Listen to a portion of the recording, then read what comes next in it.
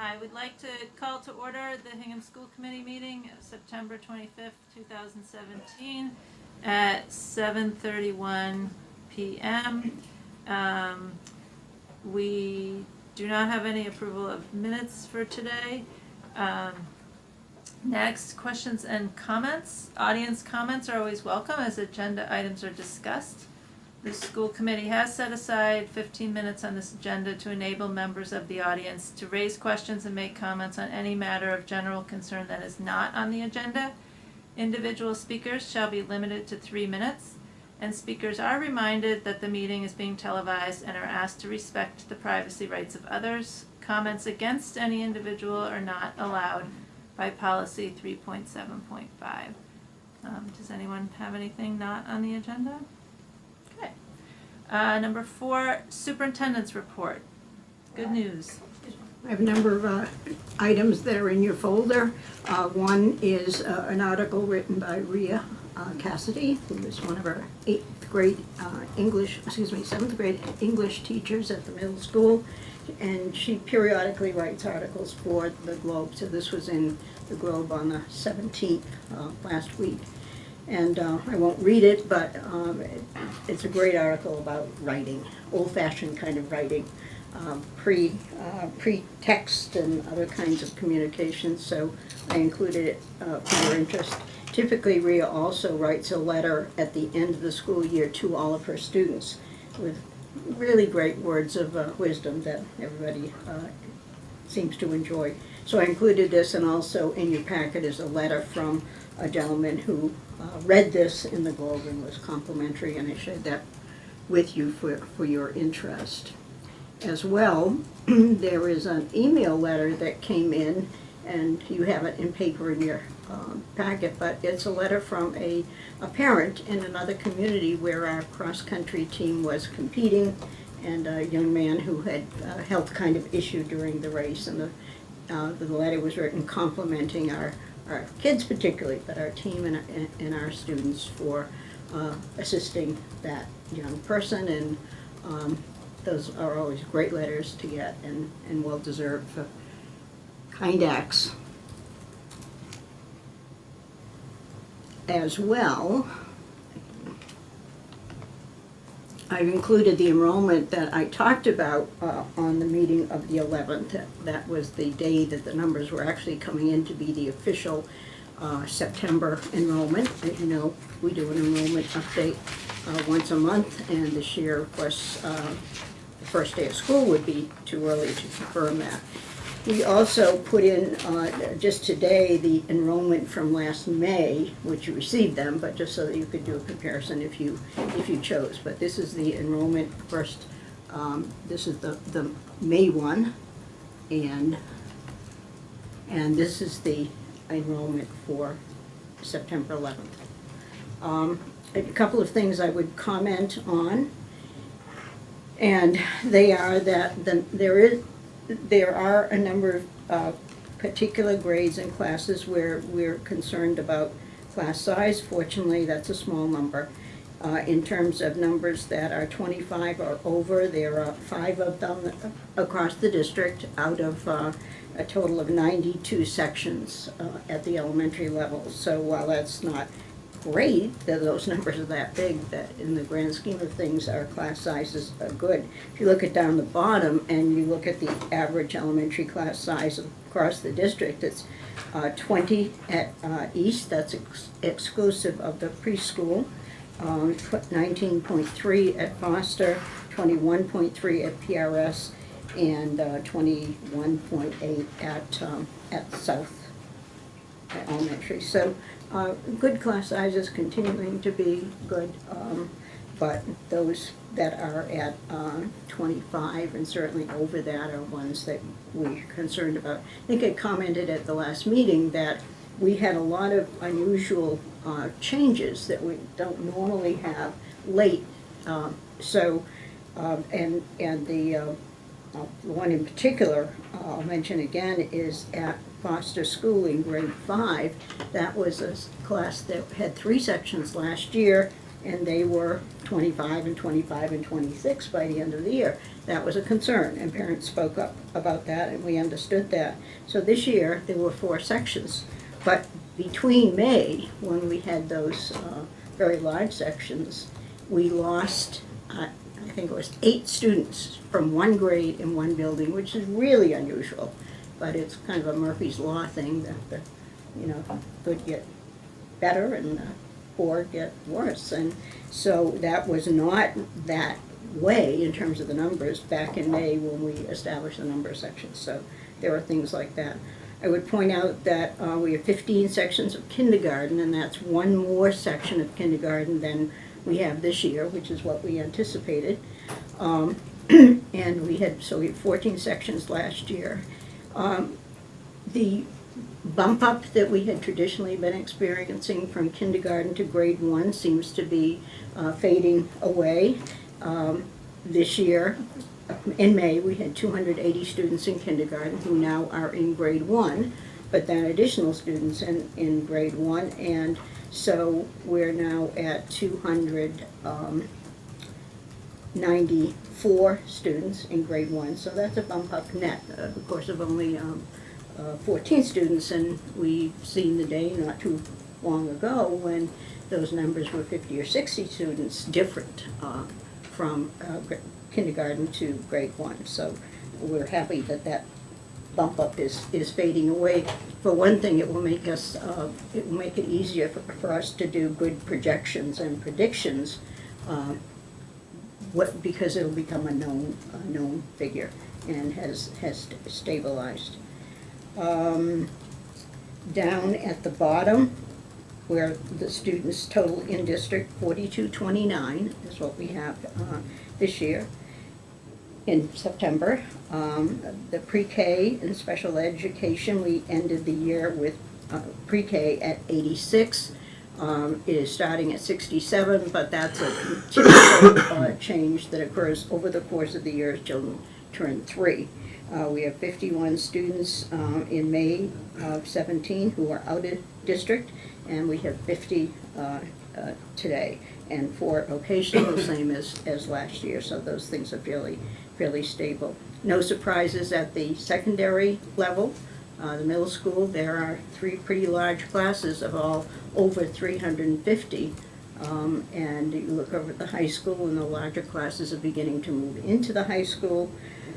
And if you look down to the right-hand side where the totals are at grades 3, 4, and 5, you notice that next year's smaller number of students going to 5 to 6, but then there's that one big grade. There's always one big grade, and we don't quite know why that is, but usually what starts out as a big grade grows, and so the gaps get bigger. But in any event, after that, class sizes at the elementary appear to be leveling off some. It will remain to be seen what happens overall. So that's about all I wanted to comment on there. We'll see what happens over the next month, but typically there are not as many changes from month to month as one might expect. I will have for you at the next meeting the class sizes at the middle and the high school in the core subjects. And we highlight those that are 25 or higher there as well. Obviously, there are more of those because of the variability from course to course and subject to subject and so on. So that will come along. Let's see, what else do you want to mention? There is a flyer there that was provided by Hingham Cares, but it's about a video that's open to all. It will be this Wednesday at 4:30 at the middle school. It's quite a short film, actually, about a half hour long, but there is a panel that will address some of the issues of children and risky decisions and unhappy situations. This is a kind of a privately produced film. It's just being sent around, particularly of interest to the whole notion of risky decisions and the party culture and so on. So anyone is welcome to come. You are asked to RSVP only because it's at the middle school, which is a good-sized auditorium, but at the same time, this flyer has been shared widely, particularly among the Cohasset and the Hull and the Hingham Cares groups, and so there could be a lot of attendance. So do call and or RSVP by email. I think they prefer here, and be sure there still is room.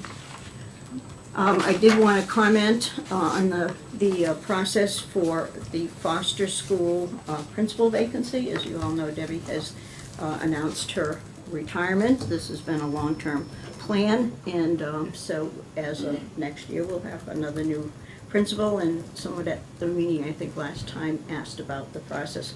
We have a pretty standard process for principal hires in terms of utilizing a screening group that's wide representation by teachers in the building, by parents, by school committee members, typically 2 school committee members, and special ed rep, and so on. So that will go along. In terms of our timeline, we wrestled a bit with the timeline because on the one hand, knowing as early as we do, there would be a temptation to say, well, let's fill the vacancy right now and move on with our lives. That's what we did actually last year when Chuck retired. So we started early in October, we finished up by March, and we had a person in place, and all went well. On the other hand, in that solicitation, in that advertising, we attracted only 16 candidates. Now, you need only one good one, but we asked ourselves whether or not we would have attracted more candidates if we advertised at a more typical time when people are looking for administrative vacancies, and that tends to be around January. So we're going to kind of split the difference, and we'll have all of this. This is the final draft, but we'll have all of the information in writing to share with you at the next meeting, but I wanted to give people a heads up because there seems to be a concern. So what we think we can do is before Christmas, during this fall, we can do things like the forums. Typically, we have a forum for parents in advance of the advertising, and a forum for staff. And at the high school level, we had a forum for students as well, and got people's input to develop a profile of what the characteristics of the ideal principal would be. So we can certainly do something like that well ahead, and then do the advertising in January, and end up being able to appoint someone certainly by the end of April, if not earlier than that. We have to kind of cross out a few weeks in March and April, mainly because of MCAS and some of the activities that we would do, including a site visit and having candidates come here, are not desirable to do during MCAS week. So that's a rough outline, but we will give you a written timeline of what's going to happen when. Okay, great. Thank you. Student, Can I ask a question about? yep, sure. Can I just make a suggestion when you do put the groups together to form The forums, search yeah. committee, and you have different representation. The last group that was put together, what I didn't feel was very, it would be nice if you have parent representation that might not be a teacher at foster school also. They cover both bases. Like be independent parents as opposed to a parent who's also a teacher. I think the athletic director one had a lot of people that worked in the athletic department, one way or another, or their spouse did. So it might just be nice to get other people involved from outside as opposed to, I don't know if there's parents that also teach in the foster school or not, but just a suggestion that maybe to get a broader range. Right, and I'm glad you mentioned the topic anyway of the composition, because actually when we do, to the extent possible, and time of year often happens here, to the extent possible, we try to have different bodies making the appointments. For example, with parents, for principals, we always ask the PTO to suggest one parent and the school council to suggest another parent. We have Liza, whomever is the chair at the time, appoint the 2 people, and usually it's the people volunteers.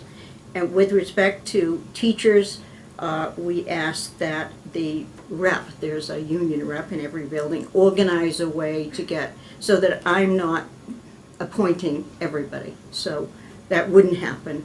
athletic directors are different for a lot of reasons, but that would not happen in this kind of search. But it's a good point. Thank you.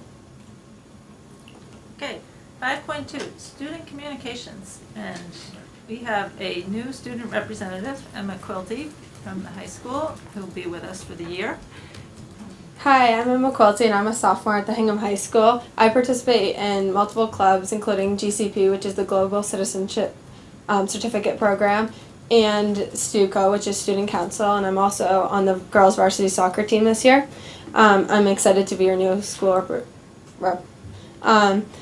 With the start of fall sports, all the teams are doing well. All 3 of the volleyball teams are undefeated. Yesterday, the girls' varsity soccer team tied 1-1 to a team from Strongsville, Ohio, who are nationally ranked and to hold the most state titles. The cross-country team had their first win against Plymouth North in 10 years. And good luck to all the other fall sports teams on the rest of your season. The fall play this year will be Chicago.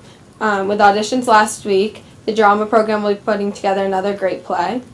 Yesterday, a walk for Nephcure was held at Wampatuck for a junior at Hingham High School. And there was a great turnout, raising around $80,000.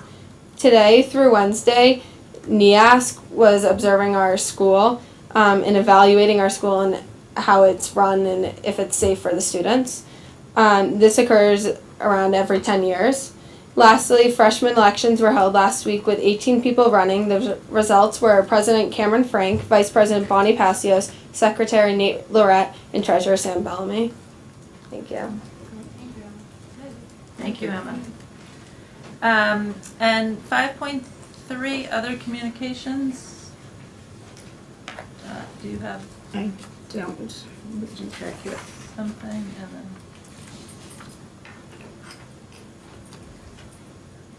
ethics. No.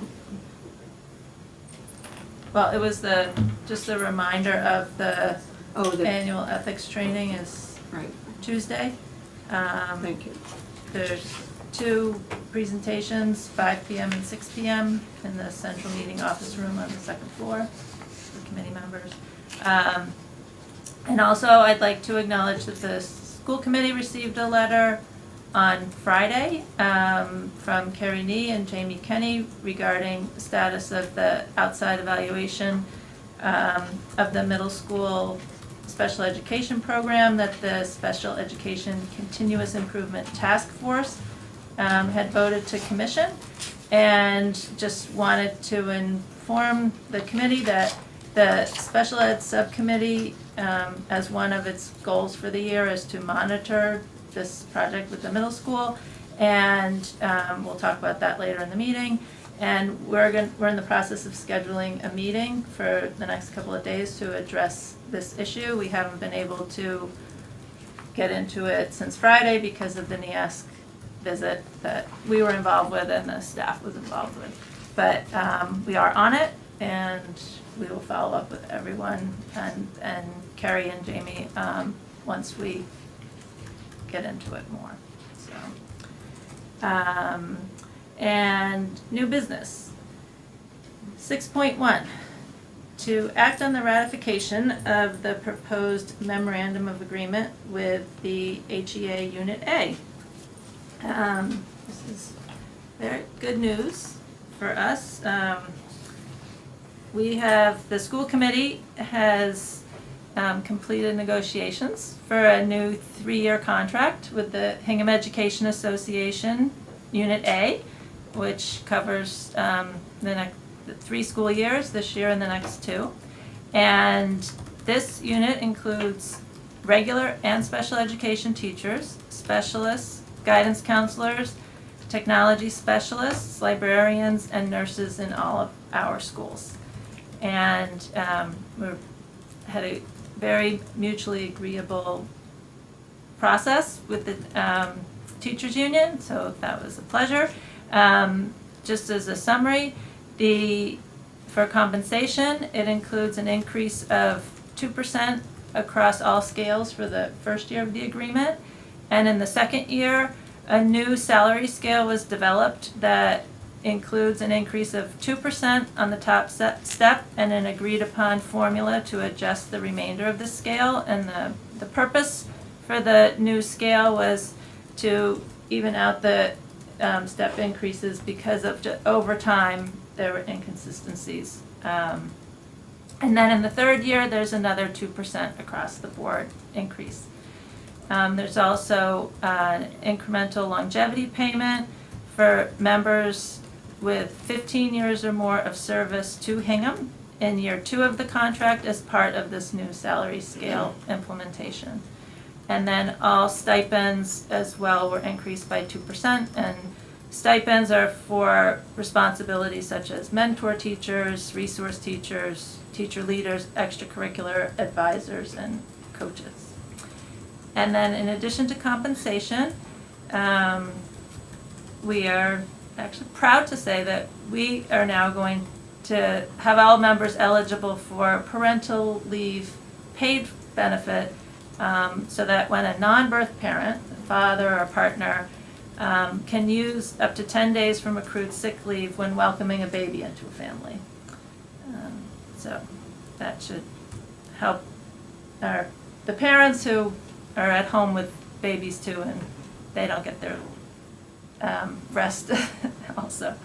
And then other items of note include the formation of a 6-member sick leave bank committee that will oversee the decisions about members using time from the sick leave bank. And then in keeping with both parties' efforts at reinforcing a culture of respect in the Hingham Public Schools and our community, a clause was included in the contract to, quote, treat each other with dignity and respect. So I just want to thank the current HEA president, June Gustafson, who's here with us tonight, and the recently retired retired from serving as HEA president, Alec Porter, he's still a teacher, and the negotiating chair, Tom Melanson, and the rest of the negotiating team, and all of the teachers, and Ashley Adams from the MTA for creating this mutually beneficial agreement. The teachers ratified this overwhelmingly last week, and so we greatly appreciate also your cooperation and patience when we experience some delays on our part due to some health emergencies on our team. So, and I also want to thank our school committee members, Aileen Calnan. She couldn't be with us tonight. She had a unexpected death in the family, who chairs our salary and negotiation subcommittee, and Carlos De Silva, and former school committee member Carol Falvey, who served as an advisor to our team, and the central office staff, Dr. Gallo, Dr. LaBellois, and John Ferris, as well as our legal counsels, Peter Ebb and Dave Mandel. So it was a good process this year, and so June, did you want to add anything? No? Okay. And we have Mary Power joining us tonight as chair of the Board of Selectmen, as state law says. The chair of the Board of Selectmen joins us for the vote on the Memorandum of Agreement. So, anyone have any other comments before we go for it? May I make a comment? Sure. Well, I just, first of all, thank you for having me here. And when we first got this contract, I was looking at all the information, and, you know, this document you're going to sign, it's a little over 60% of the entire school budget and 30% of the entire town budget. So this is a big deal. And 3 years ago, I remember hearing that the late Nelson Ross was talking about contract negotiations at a Board of Selectmen meeting, and he said that his work was governed kind of by 3 principles: a fair process, a fair outcome, and strengthened relationships at the end. And today I had the opportunity to meet with Dot and Liza to go through the contract in detail, and it seems that those 3 things were achieved. And I think that that's just wonderful for everybody involved in this. I think especially in these times, those things are hard.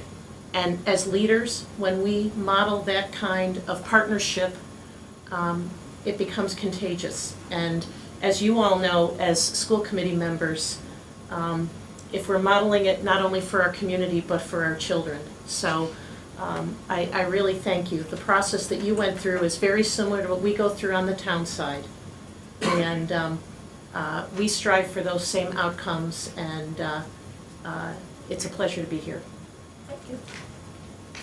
Okay, so So with Carlos that, is going to I'd like to make make a a motion. motion to approve the memorandum of agreement between the Hingham Education Association, Unit A, and the Hingham School Committee covering the 3 years period for school years 2017 to 18, 2018 to 19, 2019 to 2020.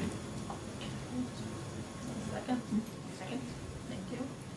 Any other comments? All those in favor? Aye. Unanimous. Good job. Thank you. We should comment, Liza, that we do have a press release that, for school committee and also for whatever press needs it, but we do know someone has asked for that. Yeah. And of course, when the contract document is finalized, which takes some weeks further, and we all agree on all the wording and so on, then it becomes a public document. At that point, it will be on our website. Thank you, Jamie. Okay.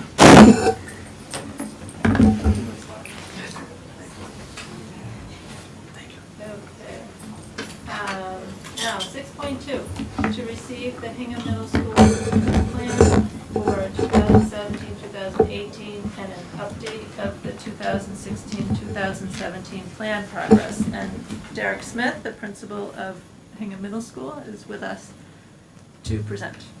Thank you very much. And as usual, we're having some technical difficulties when the middle school presents at school committee, so if you just bear with me for one moment while we get this set up, appreciate it. It's tough to follow good news like that, but we'll do our best from the middle school standpoint. Good to hear that the contract negotiations and ratifications went as well as they did. Thank you, Jamie.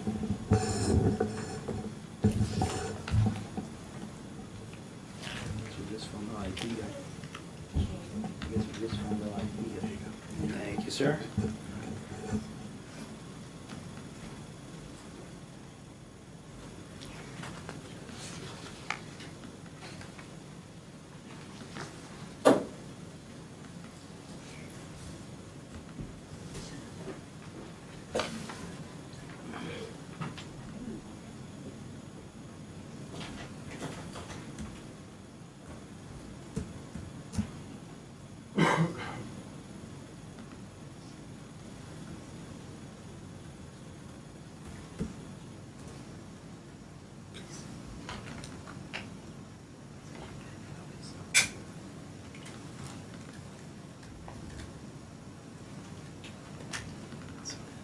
And I mentioned to the audience that this is one of 6 presentations like this that will happen. And we always get to go first, so we iron out all the kinks before the rest of the schools get The here. major thing is that we have only one cable from that to a computer. So we either have to move the cable, which takes time, or we have to move the computer and re-sign in, so. But in any event, each school will, over the course of the fall, be presenting its school improvement report, the school council school improvement report, and also comment on the goals that were achieved over the past year. And as part of each of those presentations, we also invite the school, if there's some particular thing that may be a new program or something they'd like to particularly highlight, that this would be the meeting at which to accomplish that.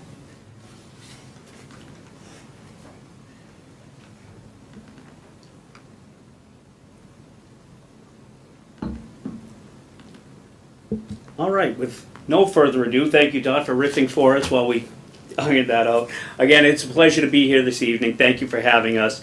I'm Derek Smith, principal of Hingham Middle School. I am joined by Mr. David Reardon and Ms. Allison Janowitz, who are hiding over there and will be brought to the fore in just a few moments. I do want to take a few minutes to talk about our previous year's goals and the goals we've set for this coming year.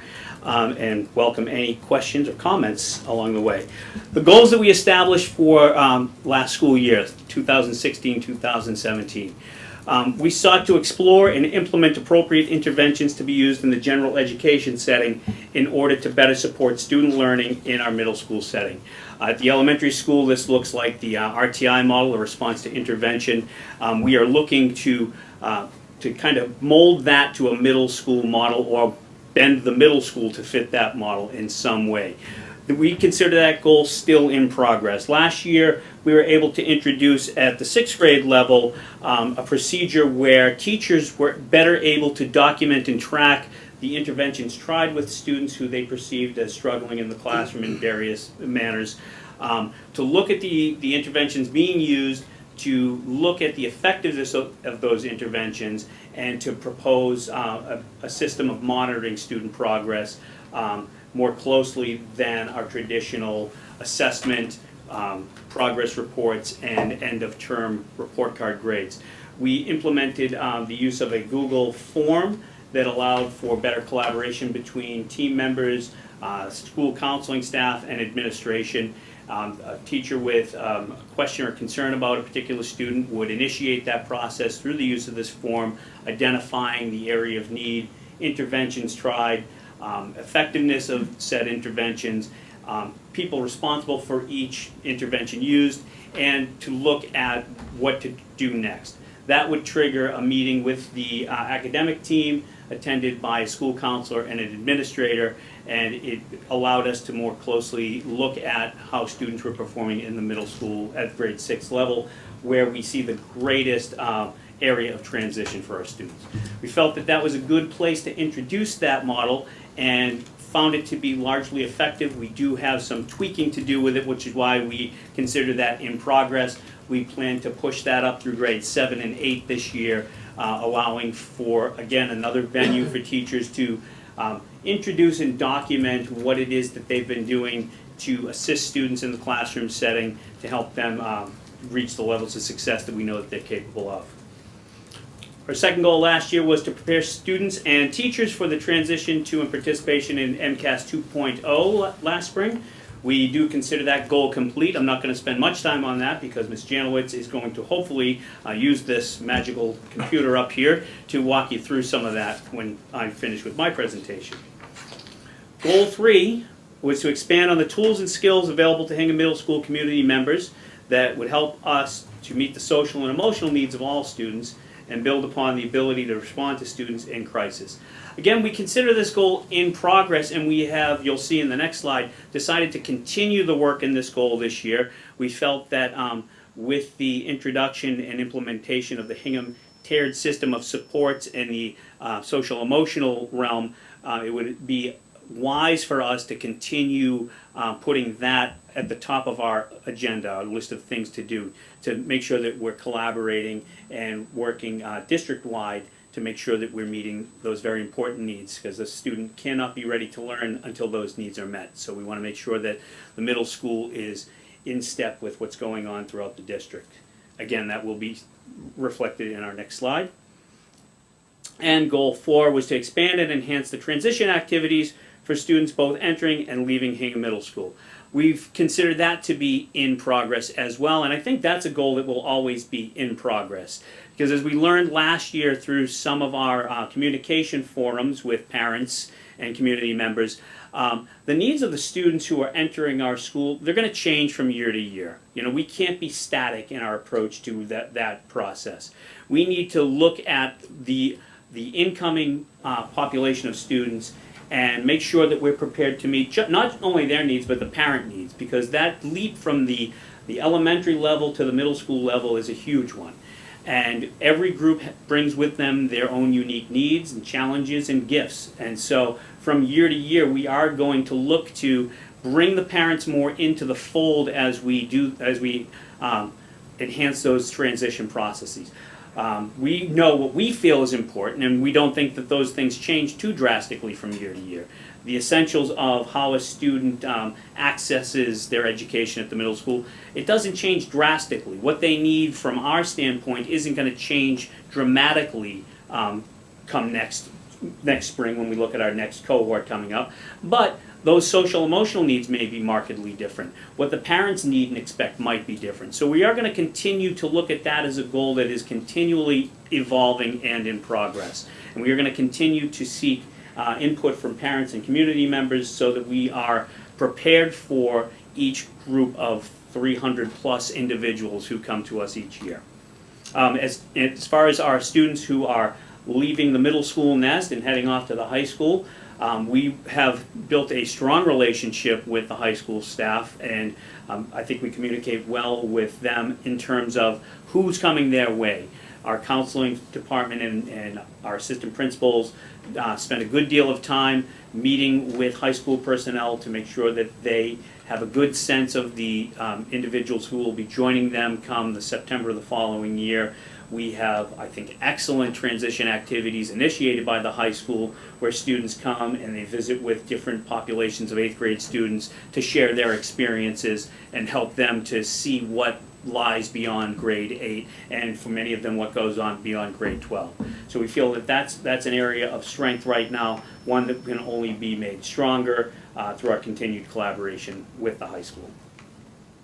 Any questions on those goals before we move on to the next? Yes. I do. All right. On goal number 1. Yes. So your success measurement on goal number 1 was student academic achievement and the number of special education referrals. Mm-hmm. Can you speak to that at all of your work on 6th grade? Do you have any data on? So as proposed, it was to look at that data really as the year went on. It really grew into more, again, of a social emotional arena where we looked at the students and parents, their confidence and comfort level with the grade 6 program. We tended to look, many of the students who were referred through this process never went beyond that step. They didn't go on to special education. I don't have numbers, and I'd be happy to provide those to you in a day or two, given the opportunity to go back and analyze students referred by teams and what the ultimate outcome of those referrals were. What we did end up doing was to look more at general education interventions that would prevent those referrals. So I guess what I would have to do is look at the timeline and the history of the students that we teamed on in that case. Okay, so I'm just trying to understand Sure. the program and the goal. So Mhm. your initial goal was looking at your general population, having more appropriate interventions, Mm-hmm. and then to improve general student academic achievement and to reduce the number of special education referrals? I think to or- make sure that the referrals were more appropriate and in Accurate, okay. line. Okay. But then, as you went on, Many of the That- students who came up, their academic performance was tied, as we saw through discussions with the teams, their performance was often, it was tied not to an ability, it was tied more often than not to an emotional issue, not issue per se, but an issue of transition to middle school, readiness to learn based on their experience in the middle school in terms of transitioning from elementary to middle. so the RTI may have provided a little more adult interaction with these kids So to allow you to find, some of the interventions that would have been increased contact with the student after school, increased contact with students during non-instructional time, collaboration with parents, increased conferencing time with families in order to gain a greater sense of the student as a whole, not just what we saw during the school day or within the 45-minute block of instruction, but what was going on before and after school in that student's world that was impacting their ability to be successful.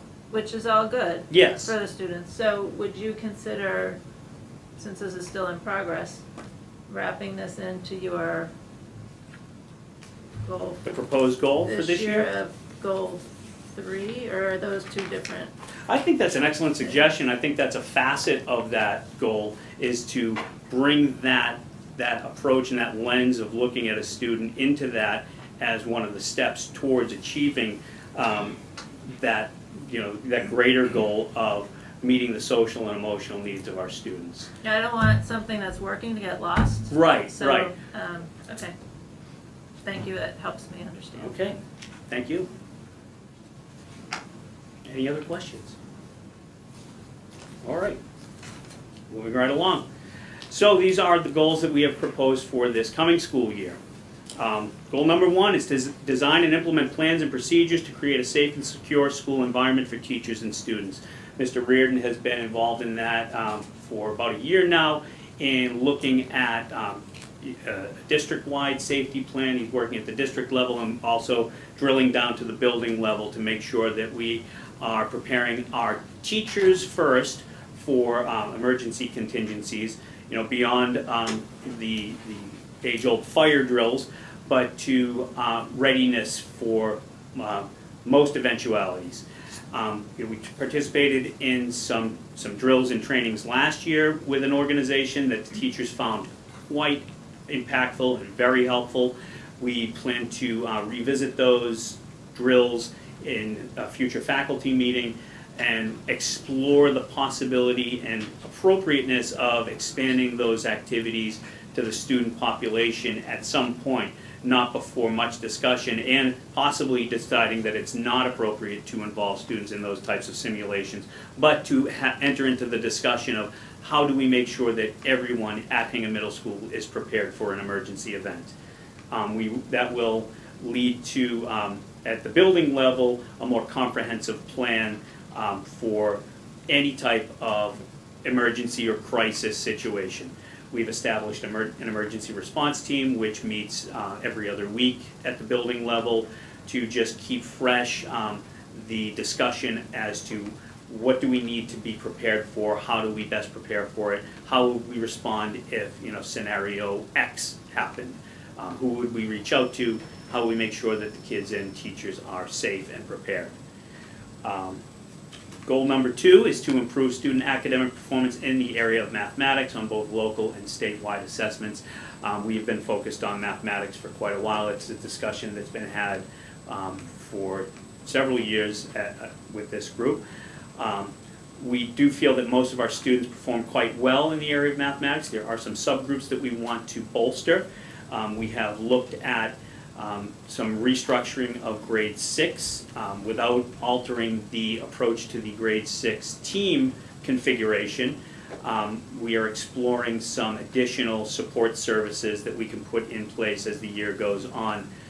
We have also, in the past few years, added to our grade 7 and 8 mathematics offerings so that we can reach more learners at the level as to where they are, so that we're not locked into an advanced upper standard and standard level of math instruction. We have a variety of a continuum of services in terms of mathematics. And we seek to look at ways to add to that toolbox this year. Again, this was a continued goal from last year, which we just had some discussion on. I won't go through that all again. But goal 4, I think, is one that we've had in the past and one that we will continue to bring forward. It's to enhance the homeschool communication and connection for students and families of the HMS community. We struggle from time to time with how much independence do we place on a middle schooler, but how much do we need to bring the parents into the fold in terms of the day-to-day operations of the middle school. We try to strike that delicate balance of fostering independence, but also providing important supports for the students. So we do look this year to, again, hold some communication forums. We hope to have one in the fall and then revisit that in the spring. The fall to look at how has the transition to middle school gone so far, what are some things that we need to look at next year, what is information that we could do better about providing to families, parents and families as students transition into the middle school. And in the springtime, kind of a reassessment of how the year has gone and what do we need to do as we wrap up the year. In addition to that, we look to establish more regularly based ongoing forums for discussion, regularly scheduled coffees or social events for parents and administrative staff around specific topics throughout the year, and bolster our PTO relationship with the community at large, not just within the school. And those would be the 4 goals for this coming school year. Are there questions or comments around any of those? Yes, Cynthia. Thanks, Derek. Regarding improving the academic performance in math, one of the action steps that you list is to explore opportunities for student support and intervention both in and out of the classroom based on ongoing assessment data. Can you give us some examples? Sure. What we're going to do, we're starting right now with our grade 6 students. We've reached back to grade 5 teachers for some anecdotal information, but also some hard data, some assessments that have taken place. We're looking at our Chapter 1 assessments of grade 6 students currently. And from that, we seek to design some supports, whether it be some additional instruction that could take place towards the end of the day when many of our students don't have an assigned class. So if we can wrap in some of that, if we're able to establish some supports that take place after school for students who have a demonstrated need in mathematics. We want this to be somewhat fluid because, as you understand, mathematics, a topic that you might come out of the gates really strong as a 6th grader. And also in 7th and 8th grade, but you might demonstrate a strong understanding in September, but come November, December, as some new and more abstract concepts are introduced, you may struggle a bit. So we don't want to have a closed-door policy like you didn't make the cutoff come September, so this is not for you. We want to look at ongoing classroom assessments, and then any additional data or assessments that we're able to collect along the way, whether they be MCAS results or any other testing results that we have access to. Those support systems are going to be defined and directed by what we learn about the students as the year goes on. We want to make sure that we're going to explore different models of support, whether it be a computer-based model with independent student learning, kind of a drill approach to certain concepts, or whether it be a small group support structure. If we have the resources to implement that, we want to make sure that we're exploring that. Sometimes that direct contact is what's needed, the revisiting of a concept with a small group and a teacher or an instructor is what's going to help drive that point home for the students. But it's not just 6th grade, it's 7th. We're starting with sixth grade and looking to move up through 7th and 8th grade. Okay. Again, we see our 6th graders as with that transition from elementary to middle school, we anticipate that they have the biggest adjustment to go. In 6th grade, also, we don't have the leveling that takes place in 7th and 8th grade. Mathematics instruction is by and large heterogeneously grouped, so we're not able to always get at a pocket of need in the manner that we are in grade 7 and 8. Obviously, if we identify a need, we go after it. The teachers, they find ways to reach that student in the structures that we already have in place, whether it be after-school help with a teacher, additional practice, individual consultation during class time, whatever it takes to make sure that they're getting that concept. In grade 7 and 8, with leveled instruction in mathematics, that need is less intense. It's not that it doesn't exist. Obviously, we're always going to have students in every subject who might struggle no matter where they are placed, but we have a greater flexibility with leveled instruction to kind of narrow that focus so that the students are getting that in the classroom more intensely than in grade 6. But certainly, if it's working for our 6th grade, we want to push it up through 7th and 8th grade, but we want to start someplace. Okay, thank Okay. you. One follow-up question. Yes. Sorry, guys. And this actually, I think, spans 2 of the goals, but specifically in math, Mm-hmm. there are a number of different tracks. So you're jumping from 3 levels in 8th grade to 4 Yes. in high school. And what kind of outreach is the middle school doing for the 8th graders and their parents in the second half of the year as those decisions are being made for them to go into high school the next year? Because it's very confusing. There's a great chart in the program of studies. Yes. But even then, it's confusing. So that's an excellent question, and it kind of speaks to the need for our forum in the springtime, but possibly before that, because those decisions are made fairly early in the school year. I want to say it was 2 years ago, we hosted what we called it an evening with the department directors, which sounds so lovely. But basically, it was kind of a mini program of studies. We held our program of studies where parents got the big picture overview of what's available at the middle school. And we did do some discussion around what lies beyond grade 8. Typically, you know, that component of course selection and recommendation we've left to the high school. But we did find during that evening that most, if not all, of the questions and concerns centered around mathematics. So it might be beneficial to host an evening like that with Mr. Jewett and some math teachers from the middle school and the high school as kind of a question and answer forum for parents. Because it is, with the increased number of offerings, the confusion also increases. And we want parents to make informed decisions when it comes to math selection, so that you know that if I opt for this level of mathematics in grade 8, then it means these choices in grade 9, which mean these choices in grade 10, and so on. And there is, I think, a very comprehensive organizational chart, Yeah. but it makes a lot more sense when somebody speaks to you about it, and you have that question that maybe we didn't anticipate. So that's certainly something that we could put on the books for, you know, early spring, late winter. And I think you're right, it needs to target parents of students moving from grade 8 to grade 9, Yeah. so that we can answer those questions in that moment. Thanks. Thank you. Anybody else? I had 2 questions. Yes. So on this math goal, Yes. you say your success measurement is increased student performance by all populations on local and statewide assessments.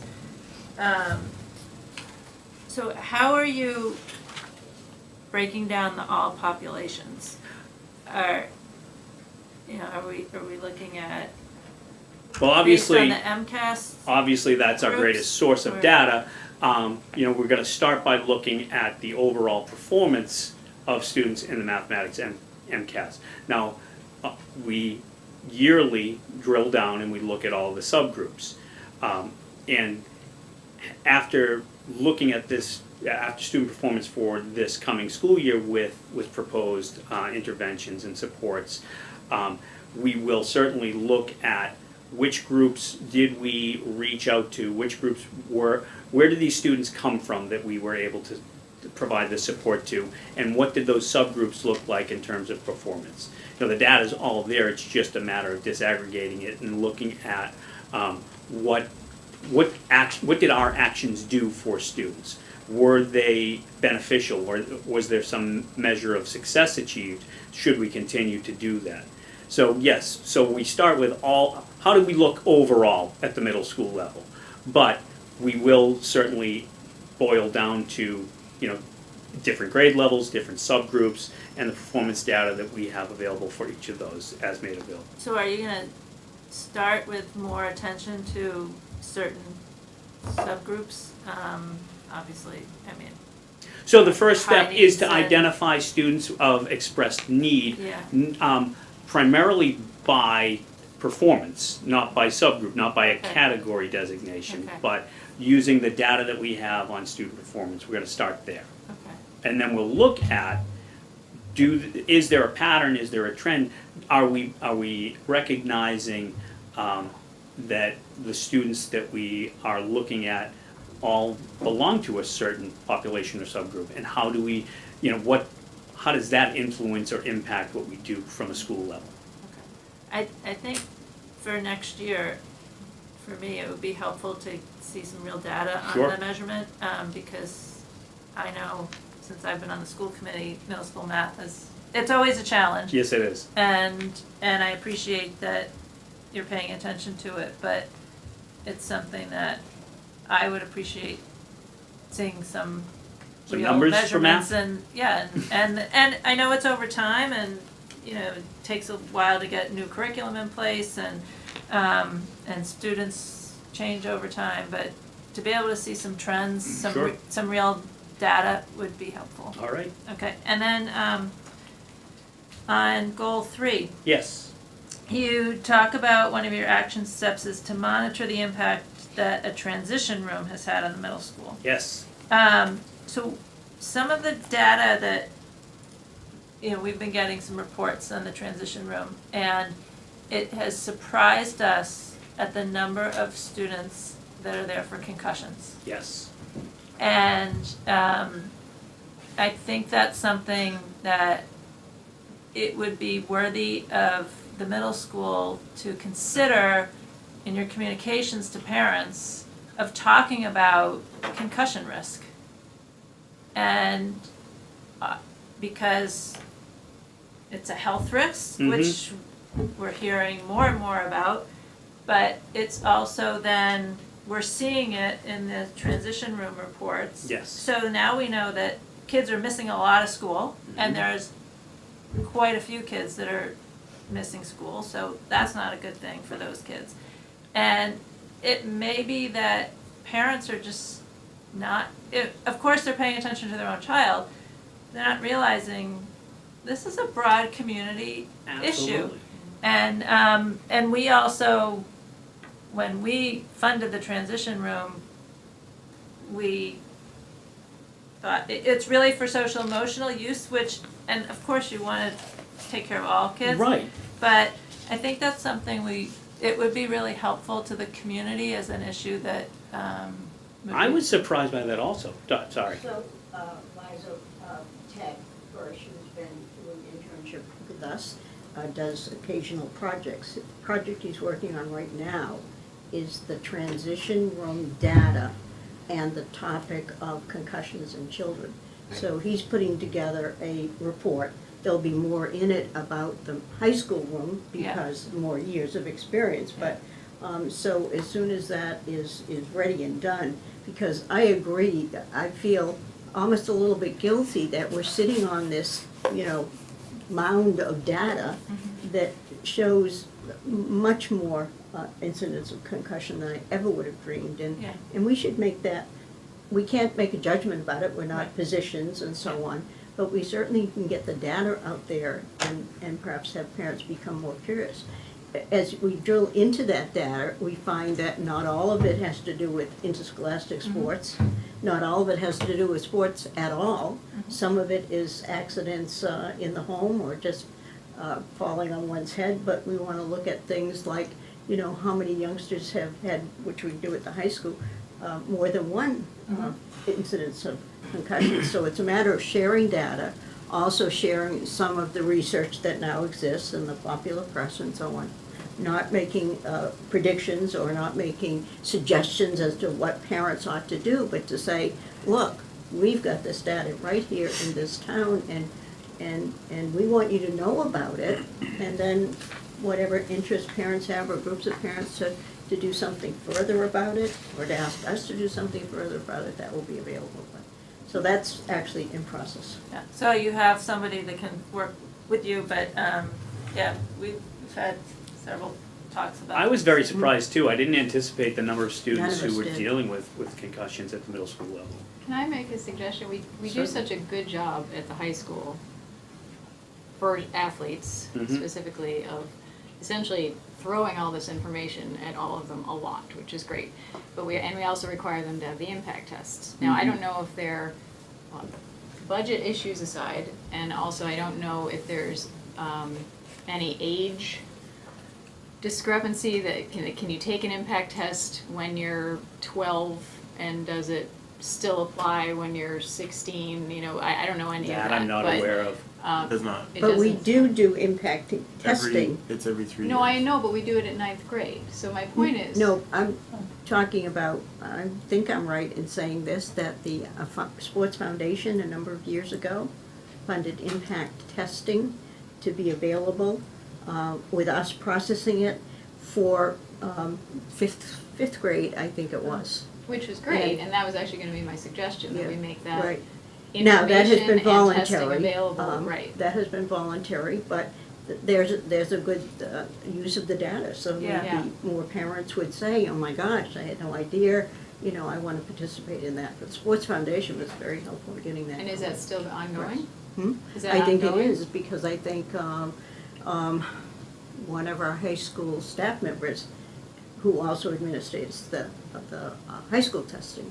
Okay, so can we do would that. need to make parents Doesn't aware of take a that lot then. of training and, Yeah. and I don't, let me check on, I don't know how the outreach reaches the Right. younger, parents of younger But kids. I mean, essentially, if we have this many kids getting concussions in middle school, you know, the impact test they take in 9th grade is moot. Oh, you're right, it could, it compromised that, yeah. So we should really offer it Yeah. earlier if we Yeah. can.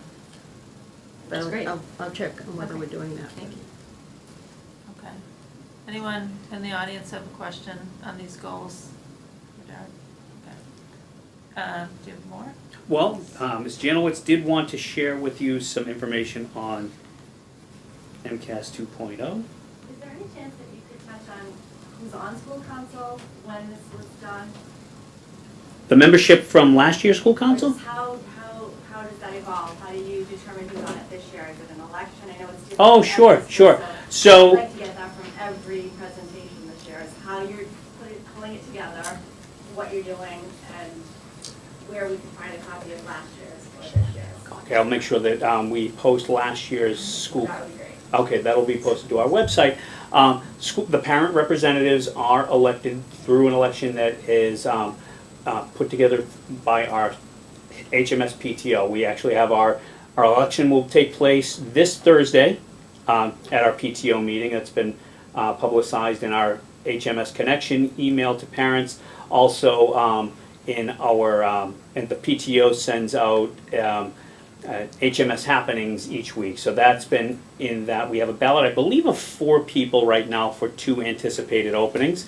And at the school level, we look for teachers to volunteer. If we have more volunteers than spaces, we have an election for that. And our community representative was selected through outreach to community members to see really who could put this into their schedule. But also we look to find a community representative who would share an interest in the middle school as an entity. And we've been very fortunate to have the head librarian of the young adults section at the Hingham Public Library join us for the past few years. And it's been a nice bridge between what she does with our students outside of school and what we're doing with them at the middle school. So that's the process. We have not, as I said, elected our 2 new members this year because we have 2 vacancies, and that will determine who our school representatives will be. You know, if we want to make sure that we match the number of school personnel to the number of parents so that there's a balance there.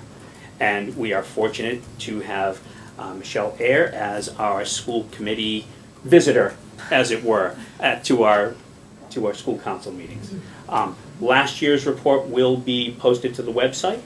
And if you have any questions at all ever, please feel free to contact me at the middle school. Okay? Thank you so much. Now, Ms. Janowitz is going to dazzle you with some information about MCAS 2.0. Thank you, Allison. So I thought I'd share with you a little bit about our experience with the online testing last year. As you know, we rolled it out for 8th grade as a start. And I'll just share a little bit about the background. So what it took to get this up and running for our 8th graders was a lot of technical and logistical training from DECA. We attended webinars and made a few one-to-one phone calls to ask specific questions to make sure we were on the right track. We learned to use the Pearson Access Next database, which includes all of the student profiles. It lists which tests which students are taking, and it also has their accommodations or special needs listed as well. So DESE and the Pearson process sort of filled in most of the information for us, but we had to go through and check that and make sure the students were listed in the correct places and making sure that their correct accommodations were listed where applicable. We then had to create accounts for all the teachers who were going to administer the MCAS. So they needed to learn how to log in and access the Pearson Access Next system. Then we needed to group students into the sections. So where before it was just, here's your paper list of A through B, we needed to actually create those lists in the Access system.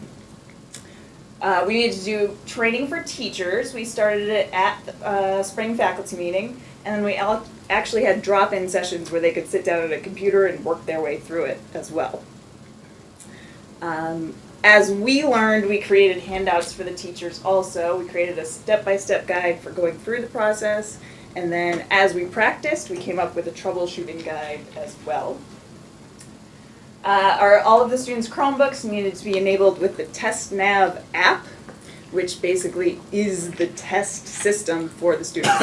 I'll show you that in a minute. And then we had, with fingers crossed, our big infrastructure trial, which was our practice test for our students. So the students actually logged in and practiced with a few real questions and went through the whole system. So if this works out, I'll actually show you some of the sites. Okay, so one of the first things we did was introduce the students to TestNav through this tutorial. So, okay. I always get so far. Basically what the tutorial teaches the student is how to navigate through TestNav itself.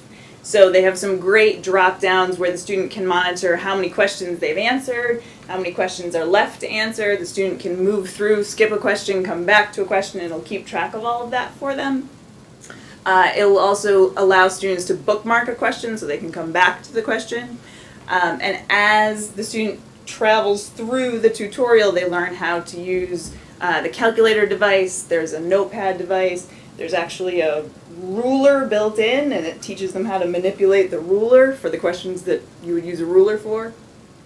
And then it shows them at the end their options. So it'll show them if they've answered all the questions and then say, are you ready to submit your final answers?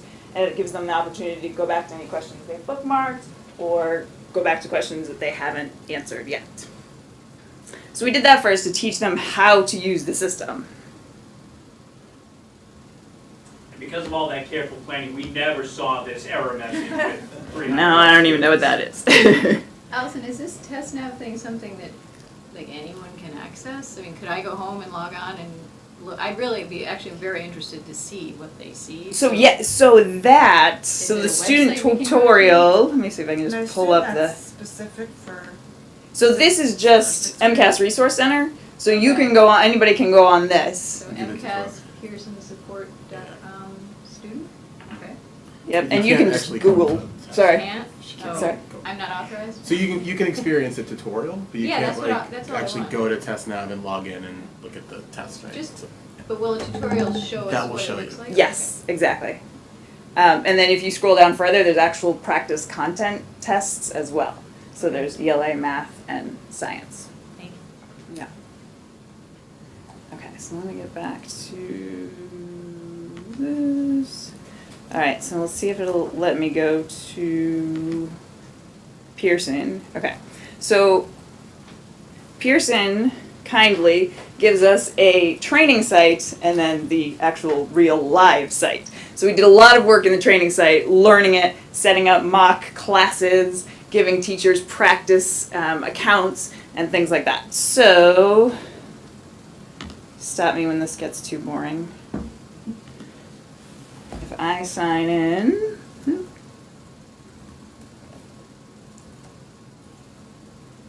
Why is it Pearson?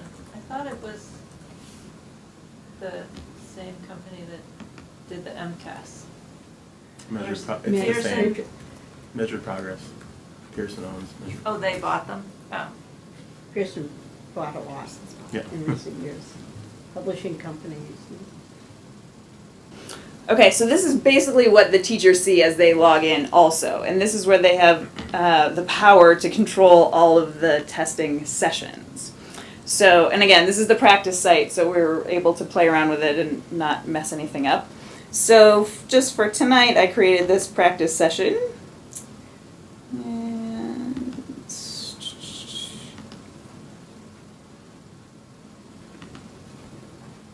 this gives me all of my students, a list of all the students, and it gives you the status. So I haven't started the session yet, but if I went to start session, and then I unlock it, at that point, oops, I'm gonna scroll down, oops, there we go. All of my students are ready to sign in, okay? And each student gets his or her own testing ticket, and that's a hand delivered piece of paper that has a login on it, username and password. It's not connected to anything that they've ever used before. It's randomly generated, but it's connected to their name. So obviously where it says new student would be an actual student's name. And then the teacher would go to resources, and this is what the testing ticket would look like for the student. We printed them so each student has his or her own page, and then it has a unique username and password for each student.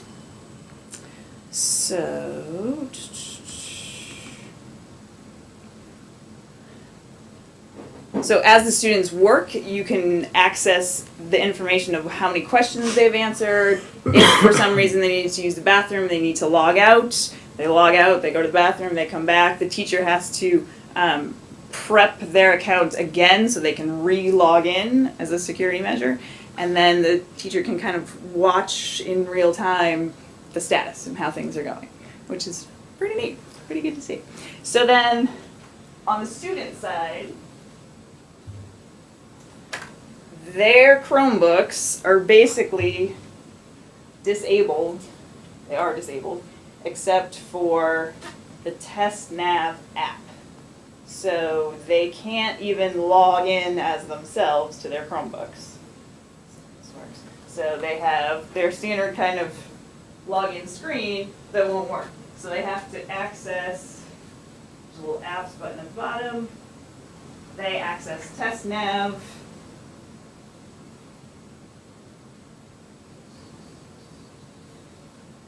And then they log in here with their testing tickets. And I can't do anything else with the device other than go through the test and then shut it off.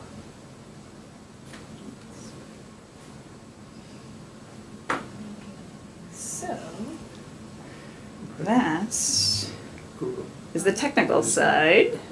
I'll do it. Give me the. And because of our hours of preparation and practice and trying things out, and then working with the teachers and going through scenarios, the tests ran fabulously well. We had in the moment glitches of somebody's Chromebook won't log on properly and we have to figure out why. Somebody forgot their Chromebook at home. We had very few of those because Or didn't plug it in. right, exactly. I apologize in advance or for last year for emailing all the parents of the 8th graders saying, please remember to charge your Chromebook tonight and bring it tomorrow so that we would be ready. And because of that, because of sort of the community effort, it ran very smoothly and we had very few problems in the moment. So for 350 kids testing, I think we did really well for our first time out. Actually, Karen Condon, tech person, Yes. sent us an email this morning because for a different reason, you'll hear later in the agenda, we were looking at how things went last year and, you know, things that you don't think of. So at each elementary school, when we're doing grade 4, you know, maybe 90 kids, plus or minus 90 kids would need to be logging on simultaneously But if we're doing it in grade 8, it's like 350 kids need to log on. And if they all do that simultaneously, that gets a little slow. So maybe you can just cut it in half or cut it in a third or something and adjust the time a little bit to clear up that. So the notion of doing this in a phased-in way is really a good idea. But now that we know those things, we can apply them to what our experience will be for the coming year, which will be a broader number of grades than this. Any other questions I can? Did you collect feedback from the teachers? And were you able to give feedback to Pearson? Oh, good question. You mean feedback on how it went? Yeah, and what you would do differently, whether it was in the prep phase or in the actual implementation phase? Yes, we kind of scratched some notes down as it was happening, like, oh, we can't do this again, or we have to make sure we do this.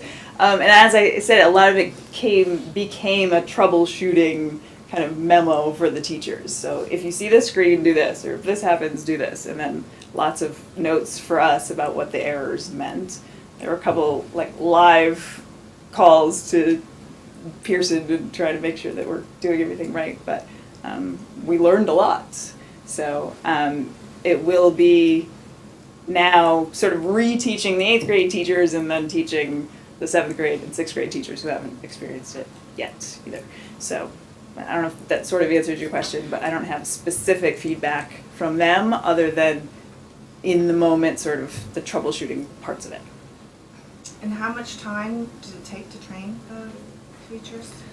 Well, we did it, the introduction and a faculty meeting, so that was kind of MCAS presentation, so about an hour of that. And then, like I said, we had some drop-in sessions, so we set up our computer lab and made sure that the teachers could log in successfully and play around with the tutorial site.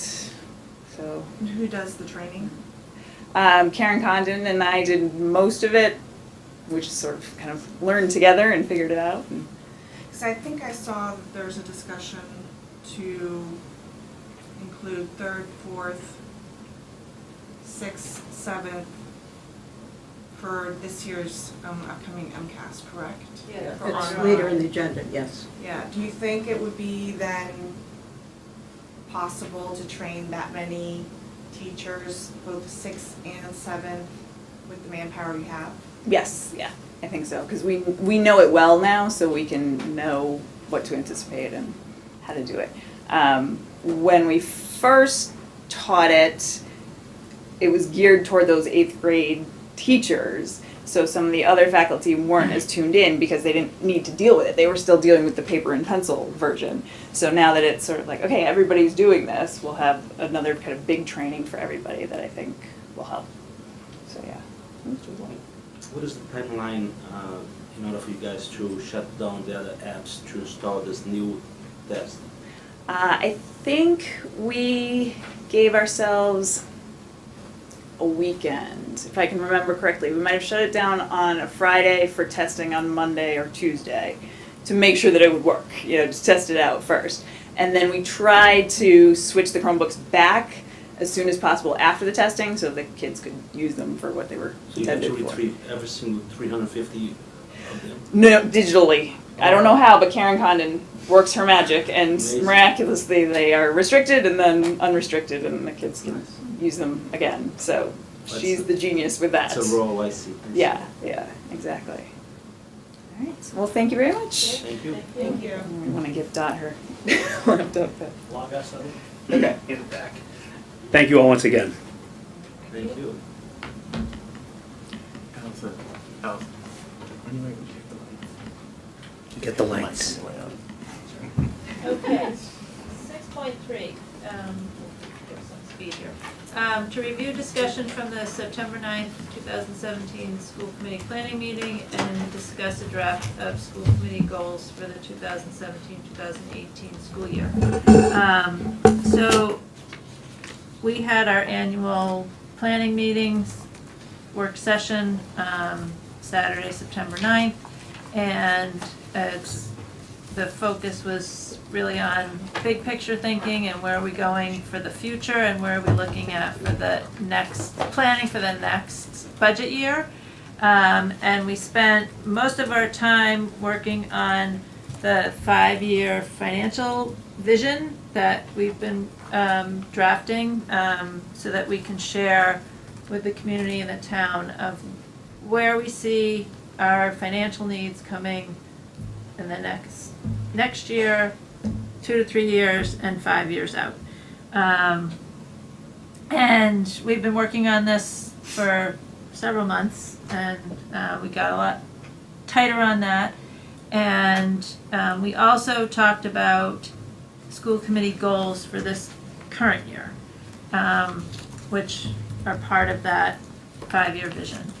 So what I wanted to do tonight is get some more consensus on our school committee goals for this year, and then talk about our next steps on the 5-year vision so it's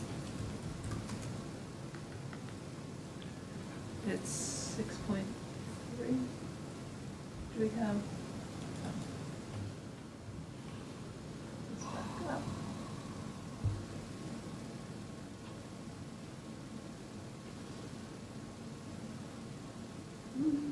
Oops.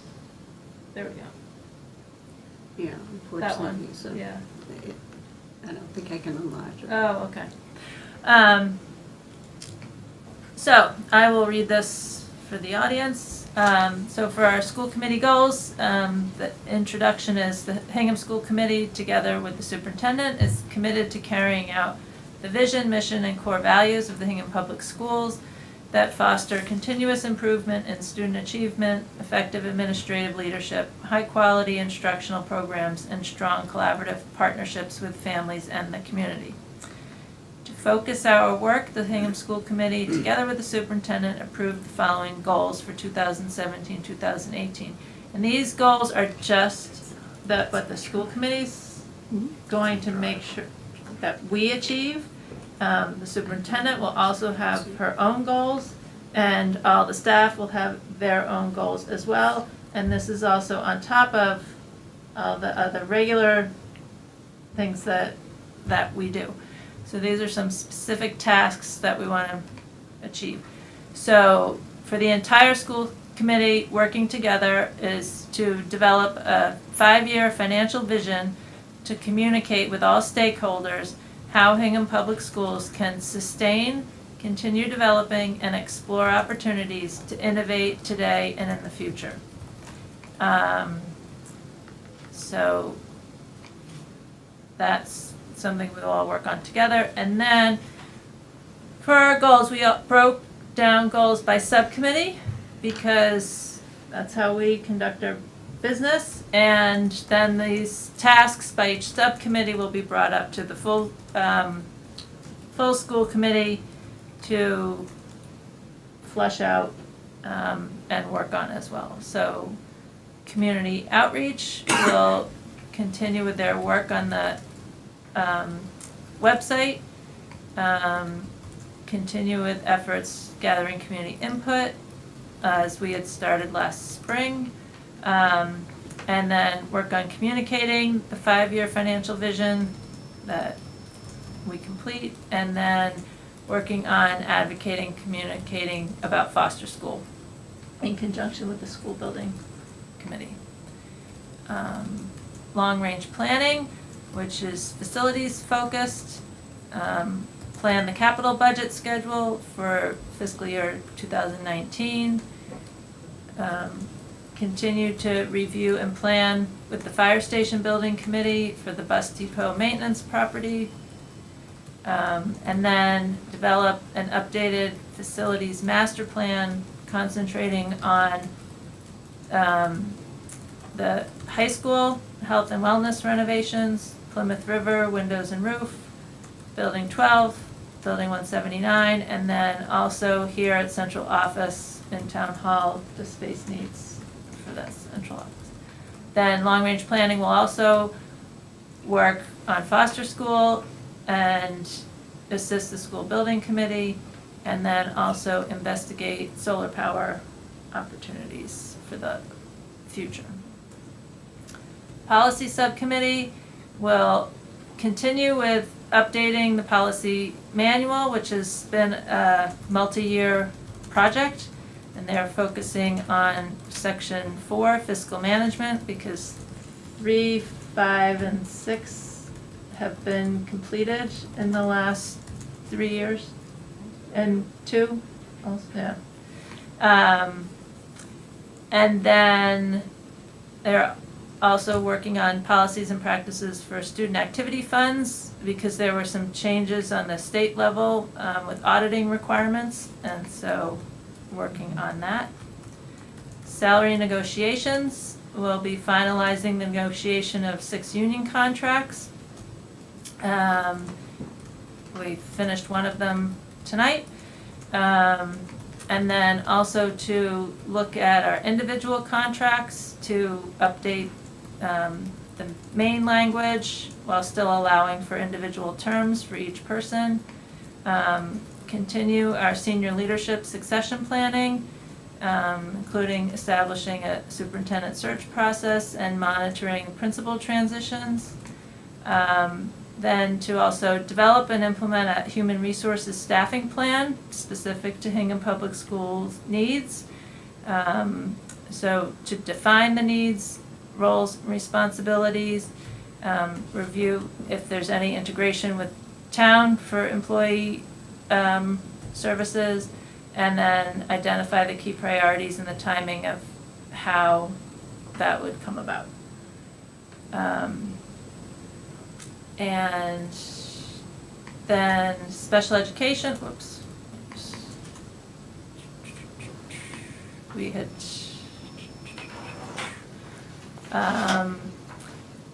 so to work on an in-depth financial data analysis of the special education expenses to incorporate into the 5-year vision, monitor special education continuous improvement task force outcomes, especially the middle school evaluation, and then continue to monitor the progress of the 5 pillars of continuous improvement efforts, and build our relationship with CPAC and the special education community to generate increased trust.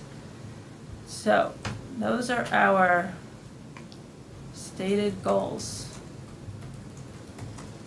for the year. This is the first time the school committee has formally compiled specific goals of our own.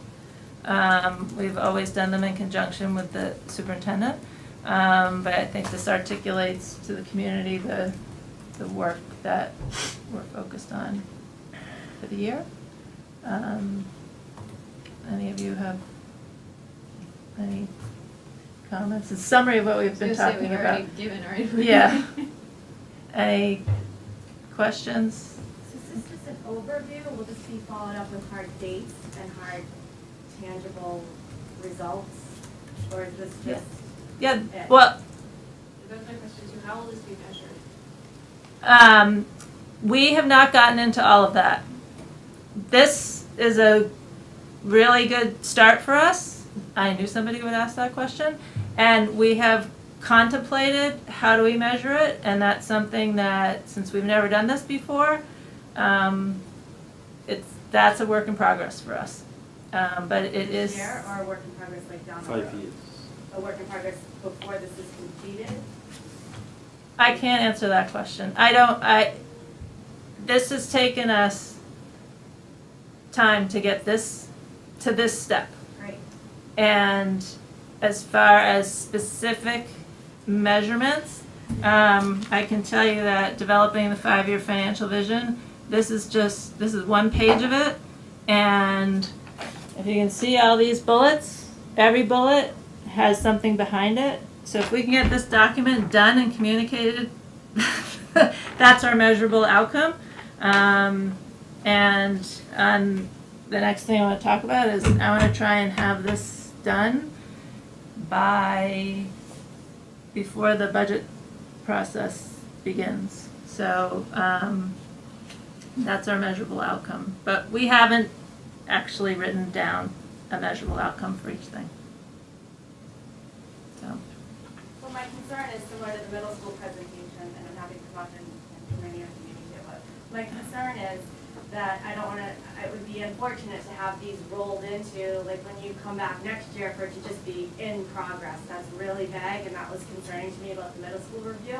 So I'd like to see that these don't all end up on your goals for next year as well. I think that's, and are rolled into next year's goals because they weren't completed this year. So I think it's important that the community has some sort of an outcome that's measurable within your goals, not just the school committee, but also the school councils.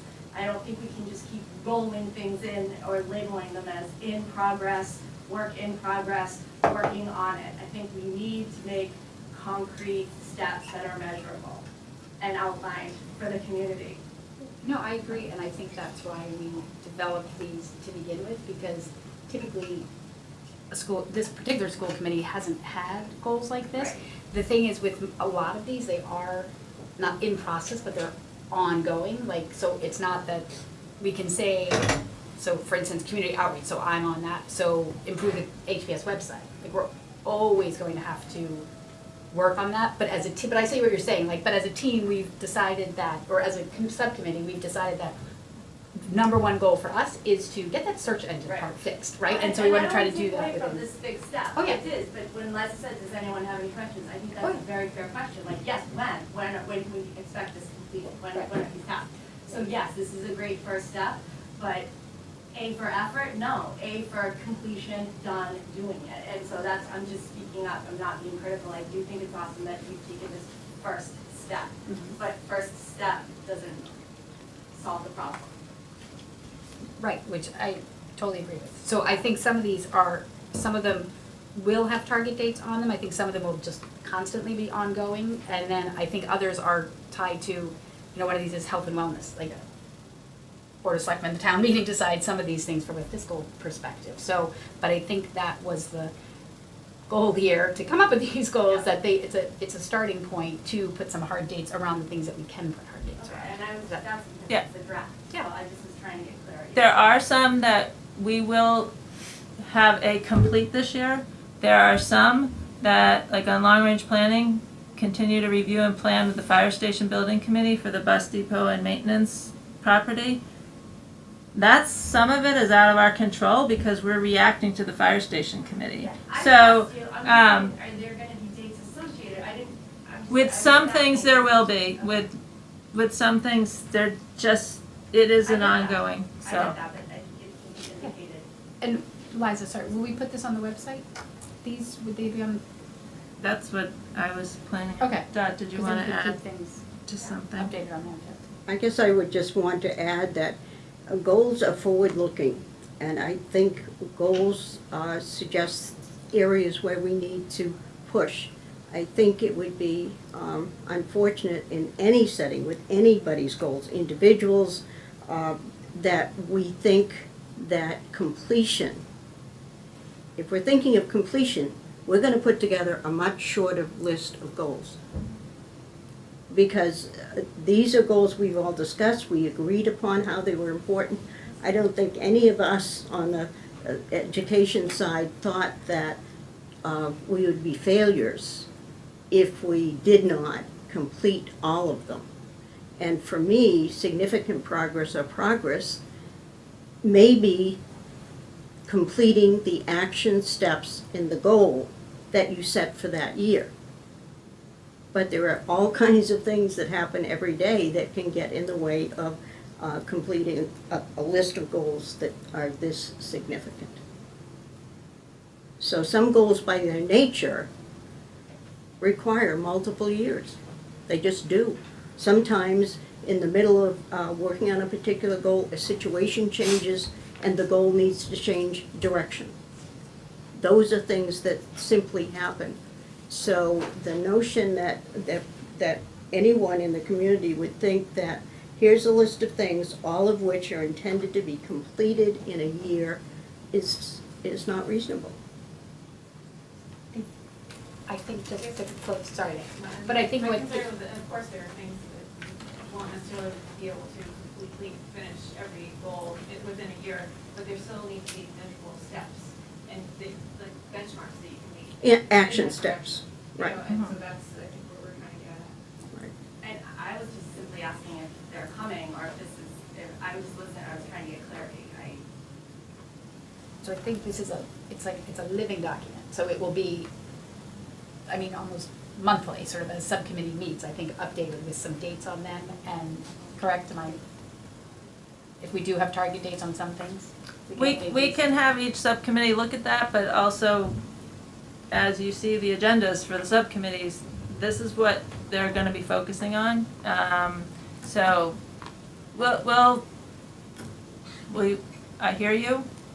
We'll look at what can be actionable, but that's also part of how we post the subcommittee agendas so that we're not doing this in a vacuum. I also, frankly, for me, my priority of my time is to actually get the work done as opposed to making lists of things. And I know it's important, but I want to balance my time and my energy, and I want to stay focused on the task. And yes, I want to share measurable outcomes, but I'd rather be doing the work and solving the problem than worrying about always having a very detailed checklist. So not to put that off, but the time to actually write detailed, measurable, specific, like get a document of all the measurable goals. I wanna put some down, but I also don't wanna spend too much time doing that. So I really wanna do the work that we have at hand, and we have a lot of work to do. I'm on salary negotiations. I really wanna, I've been collecting job descriptions of HR directors. I wanna sort through all of those and get down to what is it we want if we're gonna hire an HR director for the school department. Research that and spend my time really focusing on that. If you're asking for a timeline of when we're gonna have that work done, I can try and have those action steps done. Liza, can I add something? Yeah. Also, when we do our updates from each subcommittee, I think we can also talk about our goals and what action steps we're taking, so that you will get those at every school committee meeting. I mean, that's what those subcommittee reports are for, is to really update what are we doing, because those are the working groups of the school committee. Will you be posting those notes, meeting notes online? Right now, we have not been posting the minutes. You're talking about the minutes, I assume. But they are open to anyone that wants them. Just, we discussed this, and now we're looking at doing a new website anyway, or updating our website that we have right now. But I asked when I first started the school committee, how many people have asked for those minutes over the last 10 years? Nobody. So do we take the time? They're next to impossible to get. If they're just easily accessible on the website, then people are like, great, this is what the special education subcommittee has done in the last few years. I'll ask for them all and I'll post them all. I personally don't have a problem with that. It's just also finding the manpower to get that on. And now we're discussing doing a new website or changing our website, so we will take that into consideration when we discuss the new website. But I think we can use our reports for each subcommittee, take that time to give our audience a little bit of an update of what we're doing. And those reports would be in the school committee meeting minutes, And those which are are televised posted as well. Okay, so, we will, can we accept these goals? Do I need to vote? Do we need to take action on it? Or we have consensus? Yeah, I don't think we can take Okay. action because we have to say we're going to. Okay. So we will put those on the website. And so then the other thing on the calendar I provided you I would, as far as working on the 5-year vision document, I'd like to target if we can get something done by December 4th, for our December 4th meeting, because then we roll into the budget planning time. So, and I have been working on the comments from the planning meeting to get back to, so for the next meeting, I'll be able to give you some more draft form of what we had talked about. I got sidetracked with some other things. But we made a lot of progress on that, so I think we keep going on that. And we do hope to, so then in the fall, hope to share the 5-year vision ideas out in the community to get some feedback from parents, community members, staff, we hope to, before we finalize where we're going. Make sure everyone's on board with it. And we heard more at the NEASC that fit in with what we were doing, so we're all good. So next, 6.4. To recognize the list of student activities at Hingham High School to be operational and active for the 2017-2018 school year. So, John, do you want to explain where we are on this project? What's in the package here, the two votes is the student activity guidelines that are recommended by the DESC really called to, they asked for the school committee to recognize the clubs that would be operational within the school system during the course of any given year.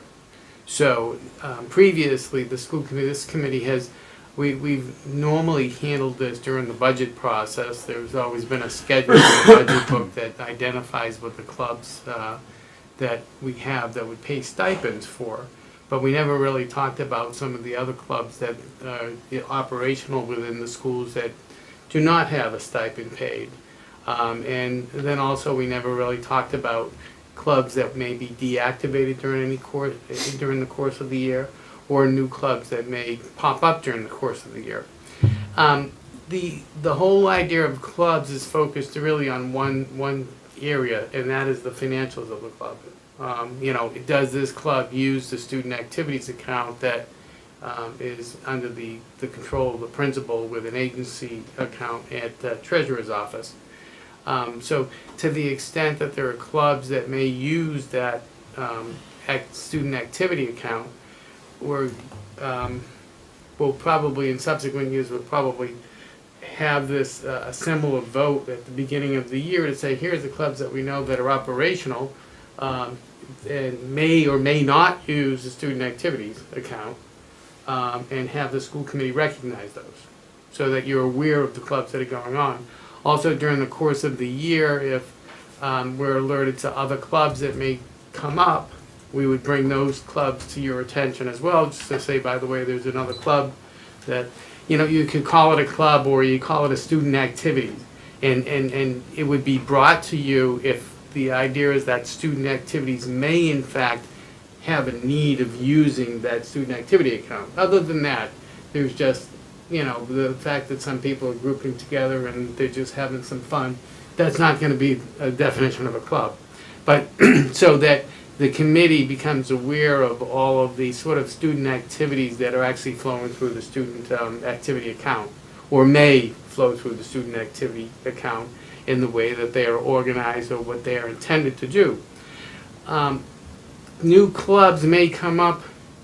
There may be an idea, some kids want to get together, they may end up with a teacher advisor to say, can we try this? And they bring it to the principal would bring it to us.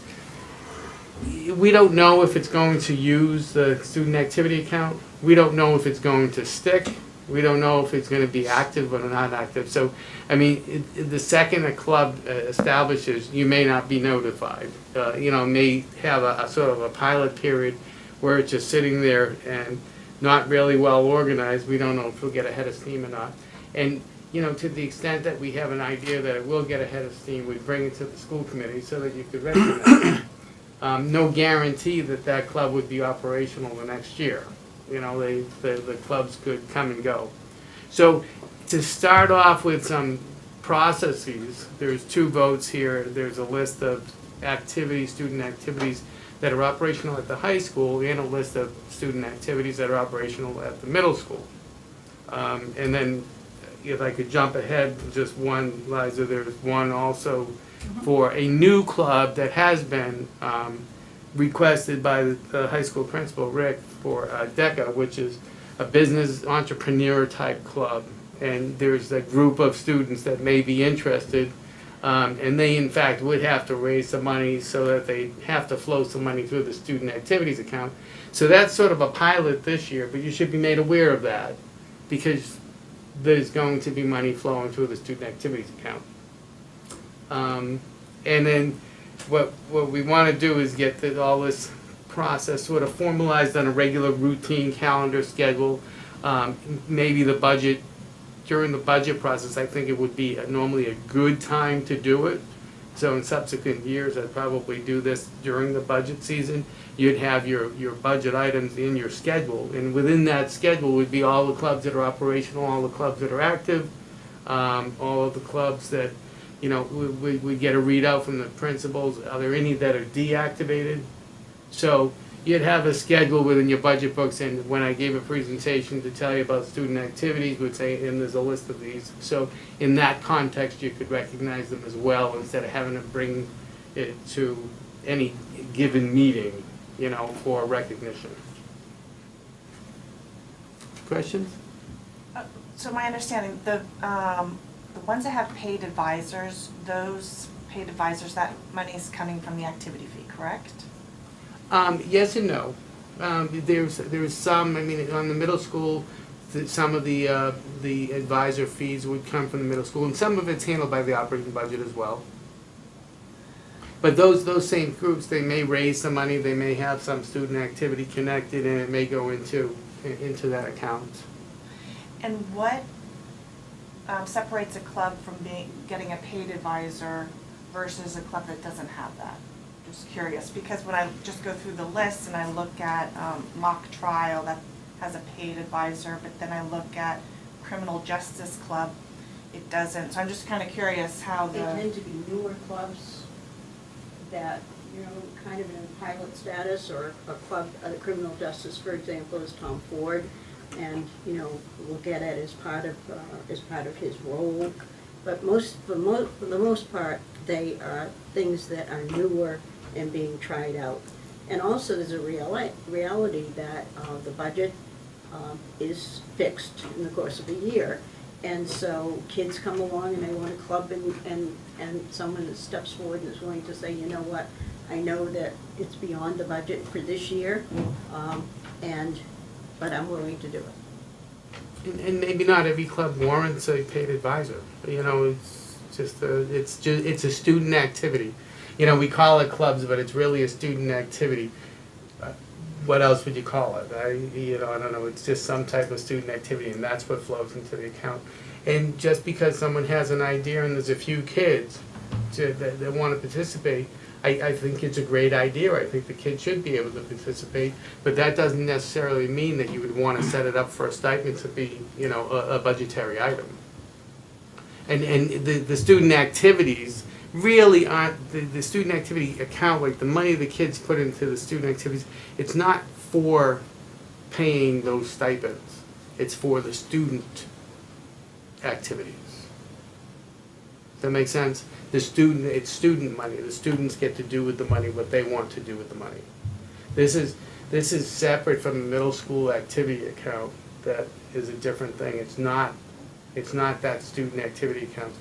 It's student money. So the ski club at the middle school does not receive funds from the activity fee?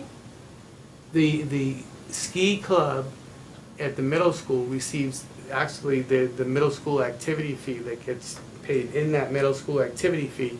That fee may or may not contribute to And I say may or may not, because not all fees, they're optional fees, not all fees, there may not be enough funding fees to hit each one of the stipends in any given year. Okay. This is, student activity money is separate from that. This is money that is actually funded by kids. It may be kids putting in a few dollars so that they can fund the club activities that they do. They get to purchase, they could use the tax exemption of the town. It's not money that we're collecting. It's money that's being collected by the advisor, and it's being deposited into a student activity account. It's Like, can I get, I'm kind of confused too. So like if a club fundraises, yes, the proceeds from that fundraising goes into this account, right. right? As opposed to the money that goes in and then pays out advisors. Right? So it's really a housing account for the money generated through student activity, as opposed to a fund that pays student activity advisors. Right, there's a middle school activity fee, that's a separate fund, that is a separate fund. Well, see, it is a very confusing topic, okay, there's student activities, then there's a middle school activity fee. There's a history to some of this, and in particular to the student activity fee optional fee, I guess, at the middle school. And it goes back to 2008, 2009, when we were faced with some very severe cuts to the budget. That was the year the middle school was going to open. The hoped-for override was not supported by the Board of Selectmen and the Advisory Committee, and therefore were faced with making some cuts simply to open the middle school with the additional staffing that we simply needed every time you have a new building. And so we looked at E-school, right? I'm sorry, not the middle school, yes, E-school. So what happened was we looked at the overall budget and really felt there were certain things that we need to preserve.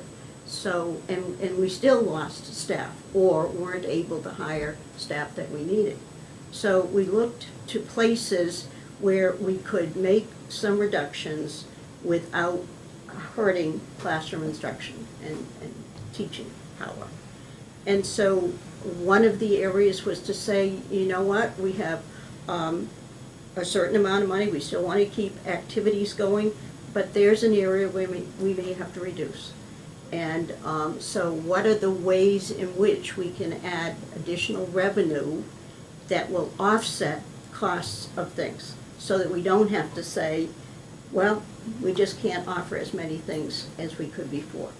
So for example, at the middle school, we said we can't really require an activity fee, but we've been told repeatedly in that process that there are a number of parents who are able and willing to pay to help support the budget. They can't hire teachers for us, for example, but they could help out with things like activity fees. We had to make it optional because technically you can't really charge a fee unless a child is going to participate in something. And we wanted to keep the richness of a program.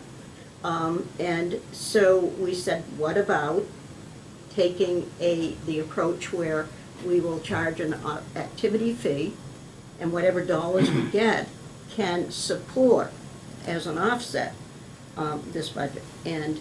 But we can't make it optional. We can make it optional, and we have fairly large, I don't know what the percentage is in the recent years, percentage of people who are able and willing to pay that, and that allows us to offset new clubs and to keep a broad range of offering at that level.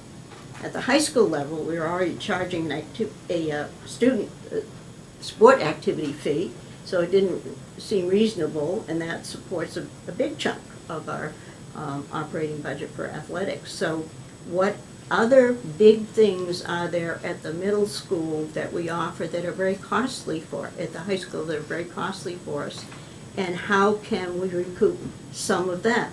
So we asked everybody to put their heads together to see what we could do.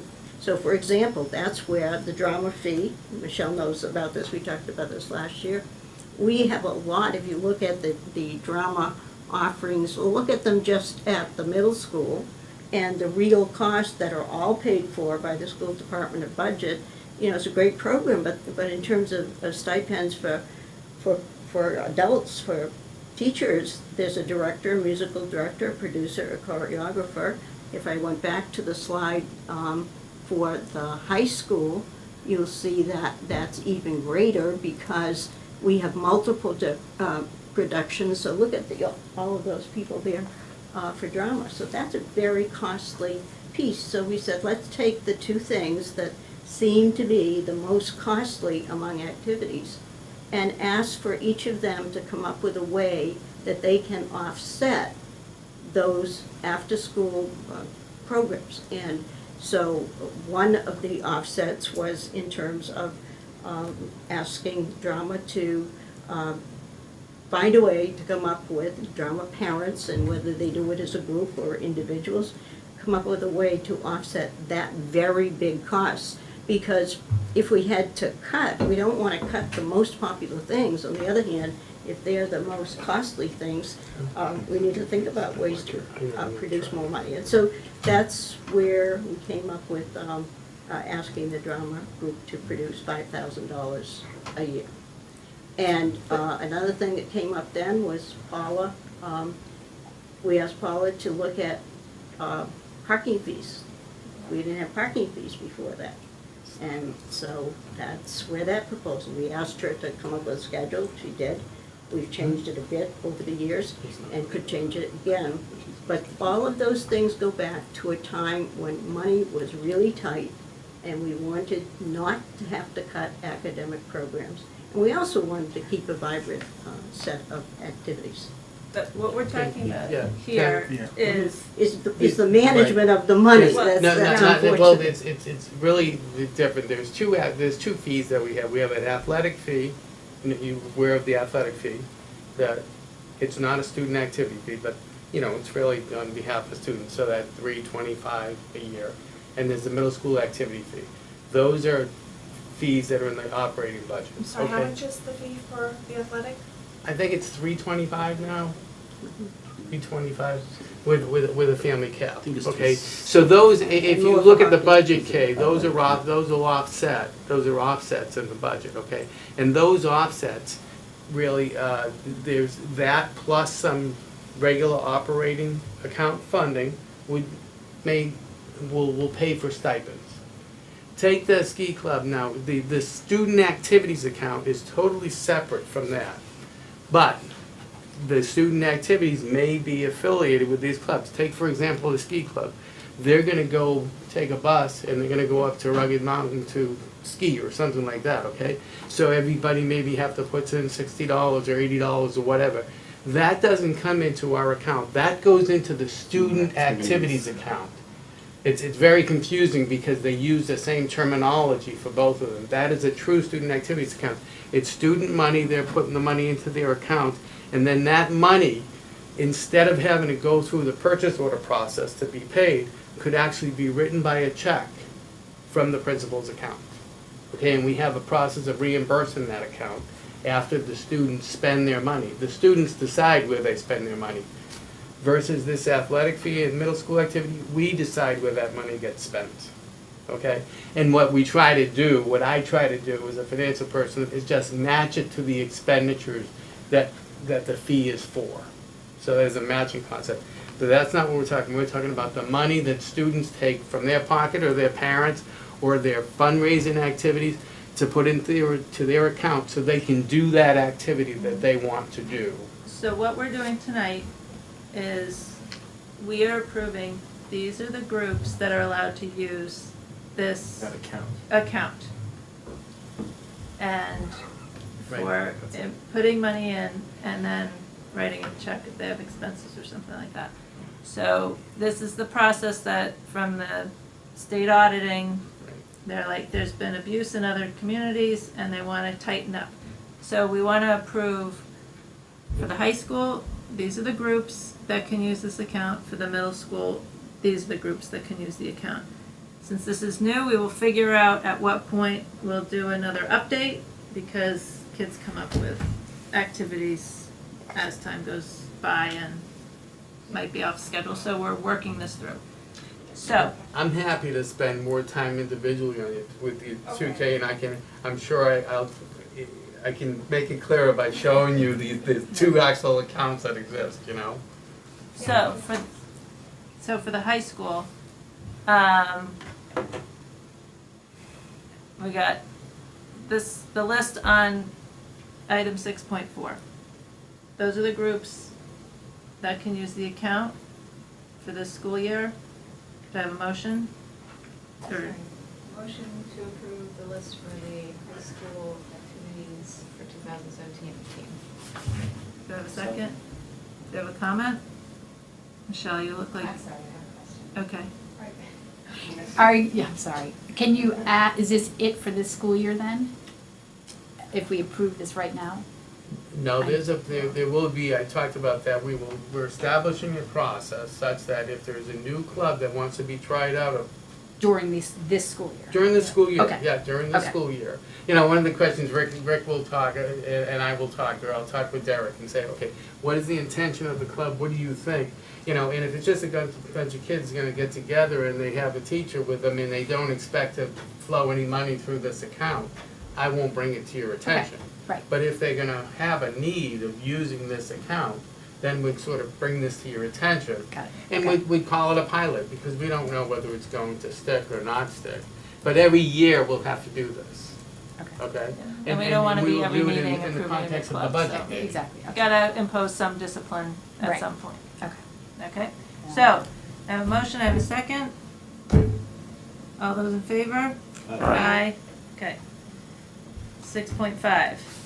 We'll make a motion to recognize a list of student activities at the middle school to be operational and active in the 2017-18 school year. Second. Any further Wait, discussion? who was second? Who said? Oh, Michelle. I did, sorry. All those in favor? Aye. Okay, now, we had one new pilot club that came out after the list was done. By the way, DECA stands for Distributive Education Clubs of America, which tells you why they use the acronym. Existed for a long, long time. And very popular in a lot of urban school districts where there's a vibrant business department with many offerings, and also in some vocational schools. Okay, but this is not for, this is not a paid advisor, it's just for the use of the student activities fund. So, can we have a motion? Make a motion to recognize DECA as a new pilot club at Hingham High School for operation to commence during the school year 2017-18 without a paid advisor. Do I have a second? I'll second. Okay, any further discussion? Okay, all those in favor? Aye. Okay. 6.7, to receive a draft of the proposed budget calendar for fiscal year 19 and act as appropriate. You have this at your place as well. I apologize that I realized, I was looking at this and we were missing January through April.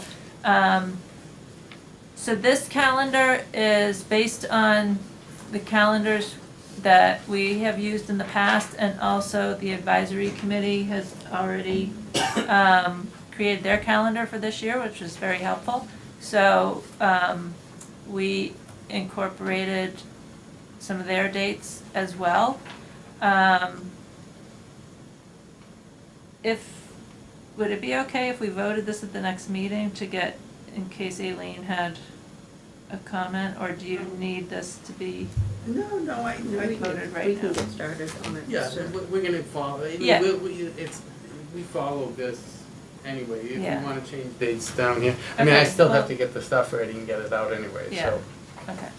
yeah, that would It's not more for be a giving problem. a sense to the other bodies in town. Right. You Yeah. know, the timeframes that we're suggesting, and to be sure. Yeah, and we just sent it, I sent Dan Coughlin the one sheet one, so we'll vote this at the next meeting in case advisory has any comments.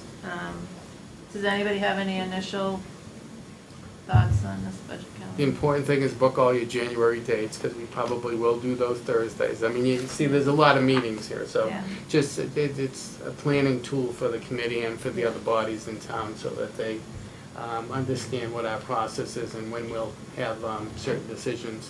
The approximate time we'll have certain decisions available. Yeah. Okay. Then, the budget guiding principles?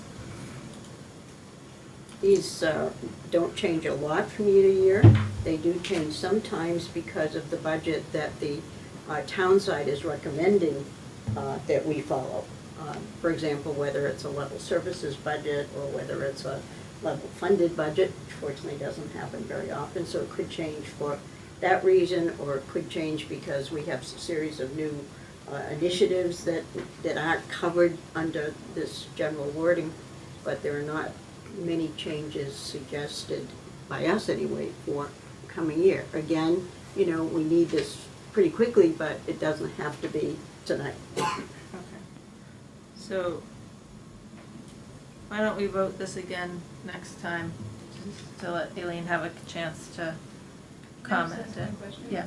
Why did you remove Department of Public Health from number 3? Just to make it, And we did the nurses, so, okay. I mean, I was thinking that was primarily nurses. I mean, we're always gonna be subject to regulatory bodies, but Right. a couple of years ago, we knew it was the nurse issue that was there. That's really but the now only we're reason we there, went from our end. so I don't know of anything else. However, The that's a opioid good stuff, point because didn't they throw a bunch of stuff at us? Oh, really? Well, if in fact we find out that we do have to implement the screening tool, for example, Yeah. and we have to do it during this year, that Yeah. could go back in, could Yeah, I go would back in there. throw it back in. Yeah, Well, that's a good, maybe we really should is leave a it good in. thought to throw it back in. Just Yeah, in case. thanks for catching that, Yeah. because, Or we could be more global and say any other regulatory body. Yeah. That might not be a bad idea. Okay, so 6.9, Jamie, just in time. To hear the administration's plan for MCAS 2.0 online testing for spring 2018. Yes, so, Sorry. but that's okay. so you I'm back, have the letter just in that time. came just last week telling us that we That's had right. to make a decision as to Right. which of two routes we could follow. And so what you also then have is Jamie's message suggesting the route that we think we should follow. So essentially, we had initially made our first foray into online assessment last spring. With the amount of preparation that was made in grades 4 and grade 8, we felt as if the process was smooth. I think you heard Allison's feedback directly as somebody on the ground level in the building who was overseeing it. We got very consistent feedback from the 4 elementary schools in the same vein. And remember, I think part of the rationale is the state had offered for those districts who were not yet ready, right, to sort of get ready over a 3-year span. We have the necessary infrastructure in place, that the delaying of the addition of grade 3 and 6. So according to the state plan, last year was 4 and 8, which we made that transition. This year, the required additional grades would be grade 5 and grade 7.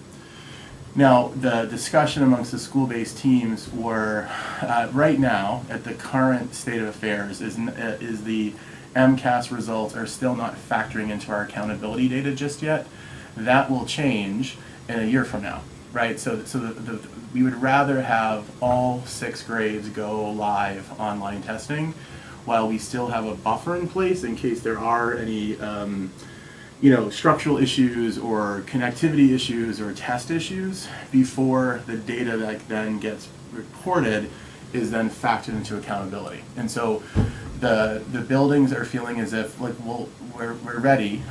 What we just experienced wasn't as bad as everyone was sort of anticipating, and they feel like with the broad consensus of all 4 elementary schools plus the middle school that we are ready to go, and that any further delay would just be not beneficial in the long run for the district to sort of work out any kinks or issues prior to all this going live and now impacting our accountability data.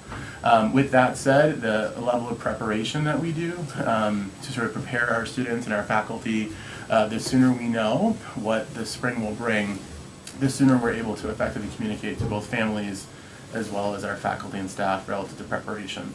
We do have to notify the state of our decision. I think it's this week or next. It's maybe the teens or October, something-ish. It's October 13th. 13th, fair enough. So we do have some time, but this was after broad consensus and sort of giving the feedback of those individuals who participated. The recommendation of the leadership is to go grades 3 to 6 this coming spring. And Joe as well, Joe and. Oh, absolutely. I mean, the whole team. I mean, from our technology staff to our instructional faculty to the students who participated last spring, actually had really positive feedback. And when we talk to our benchmark communities, we are among the minority who is not going 3 to 8 online, which I'm just hesitant we're missing some good feedback or potential for feedback. I think you heard Allison talk about by actually doing it and going live, they learned more in that 1 year than they ever could have done sort of preparing. And so while it's still in development mode, right, where they're not impacting accountability results, where we still have the ability to sort of see how it goes and be held harmless, we'd rather go all 3 to 6 now than wait till a year from now when grades 3 and 6, if anything ever happened, and now is impacting accountability. So you said you're in the minority for what? who's not already testing 3 to 8 online. Oh, okay. Yeah. We had 23 area superintendents in this room almost a week ago, and we asked that question, how many of you are going with the full implementation, and all but 2 or 3, and one of those spoke up and said, we're just not ready technologically, we're not ready. So we don't think there's anything we can learn in the next year. Right. That is a reason for us to wait. Are there tutorials then that what we saw today for each grade level already available? Oh, absolutely. Oh, yeah.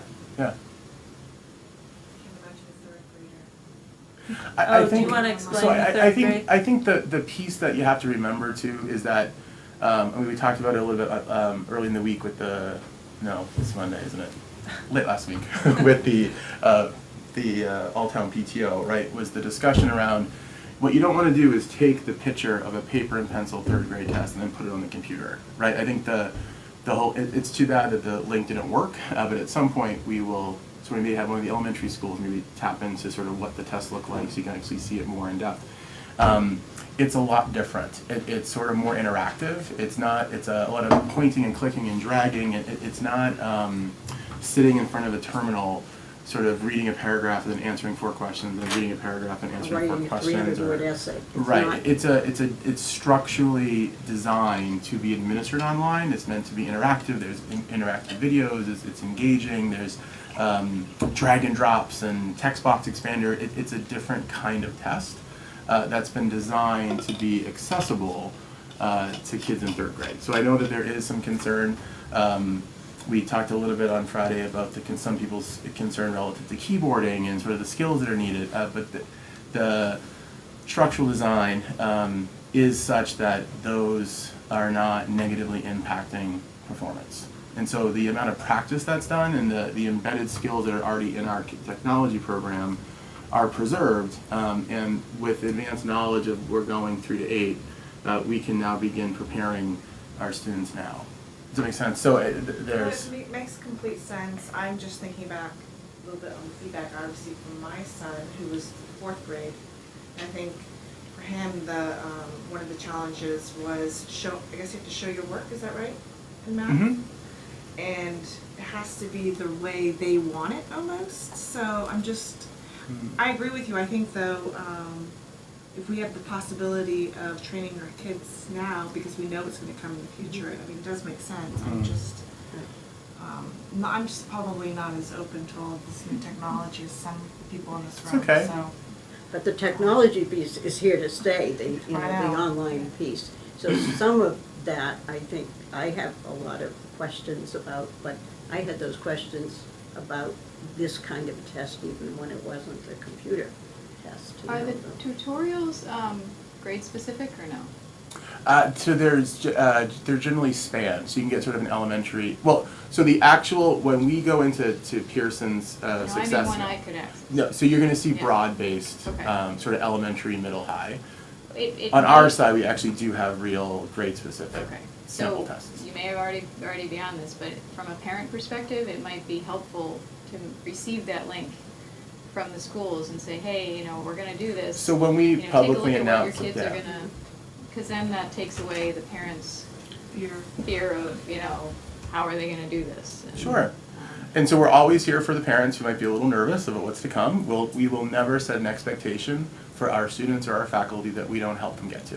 So ever. That's gonna be a good rule of thumb generally. When we send out the communication about our decision to actually move 3 to 8 online, we will include some helpful resources and sites for parents and families who'd like to learn a little bit more. Great, I think it's a great suggestion, thank you. And what's happening with 10th grade? 10th grade right now, oh, I should also mention, by the way, and we don't have a choice in this, so I want to be clear that this wasn't an optional thing. Science is also moving digital, all of the science exams, including the high school, The high school?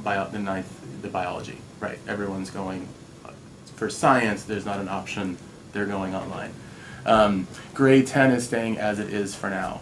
The reason why 8th grade went last year was because they're projecting that by the time they'll become the cohort that will have to take it online in high school. When it really counts. When it really counts. So that's why that's why it wasn't 4 and 7, as I kept saying last year, as you recall, it's actually 4 and 8. And that's why they specifically targeted 8, was because that's the cohort, by the time they get to high school, will have to take it and pass. But the comp determination is still being worked out. Our ESSA plan was just authorized by the federal government, so I'm sure there'll be more coming. What's that? What's ESSA? Is the Every Student Succeeds Act. It's the Elementary and Secondary Education Act, so every state had the Follows those requirement. other two things. Yeah, No Child Left Behind, right, it's sort of the evolution of that. It's the Obama version of that law.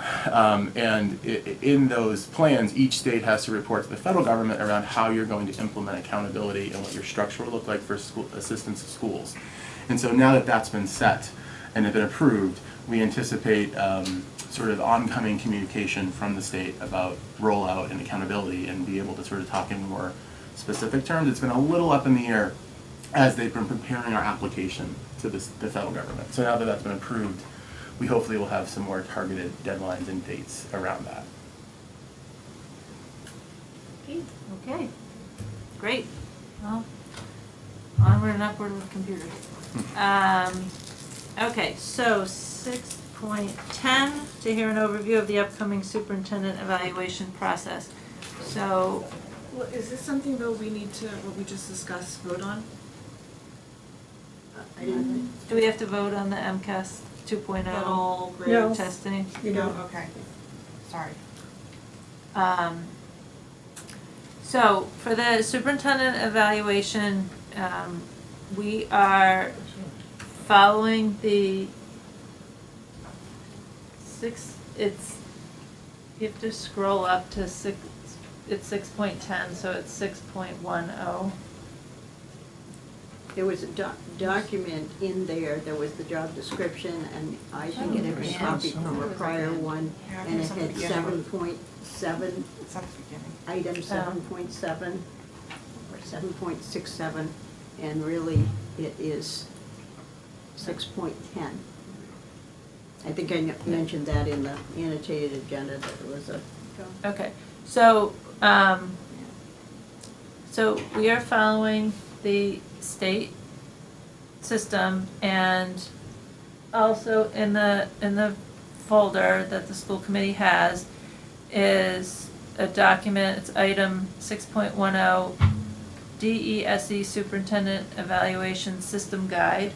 So if you want to read again all the background of how the system works, that's there for you.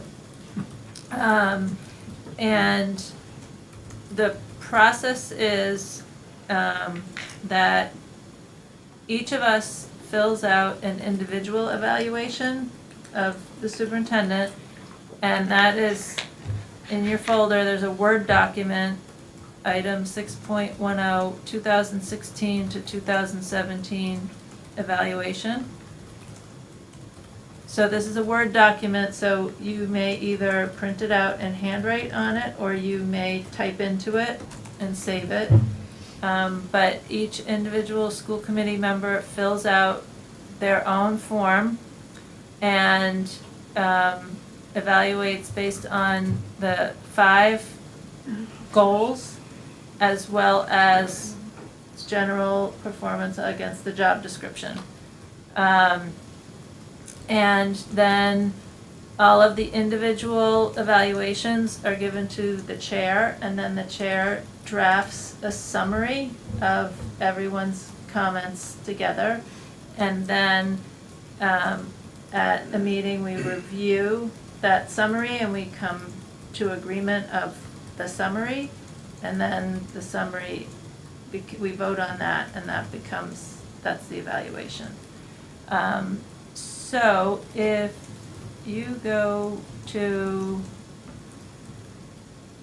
item in your folder, it's a Word document, item 6.3, school committee meetings -- school committee discussions.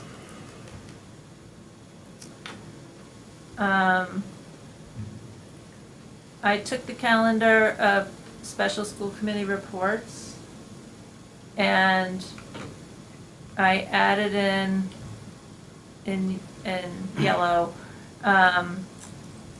school committee business that we have to do at each of those meetings. And so this goes through the calendar for the superintendent evaluation process.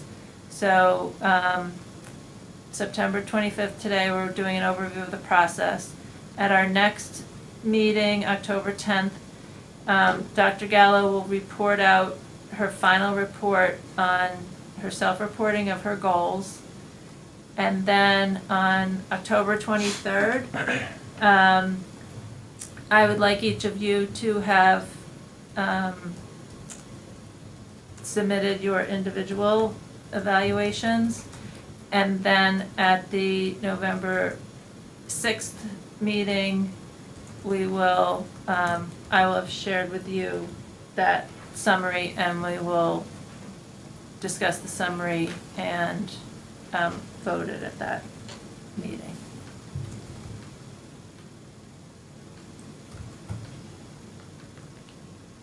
I'm sorry, when are we getting the superintendent's updated report? At our next meeting. At the next one, okay.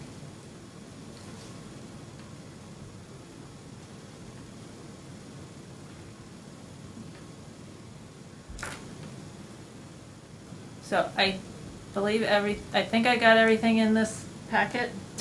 If anybody has any questions, give me a call.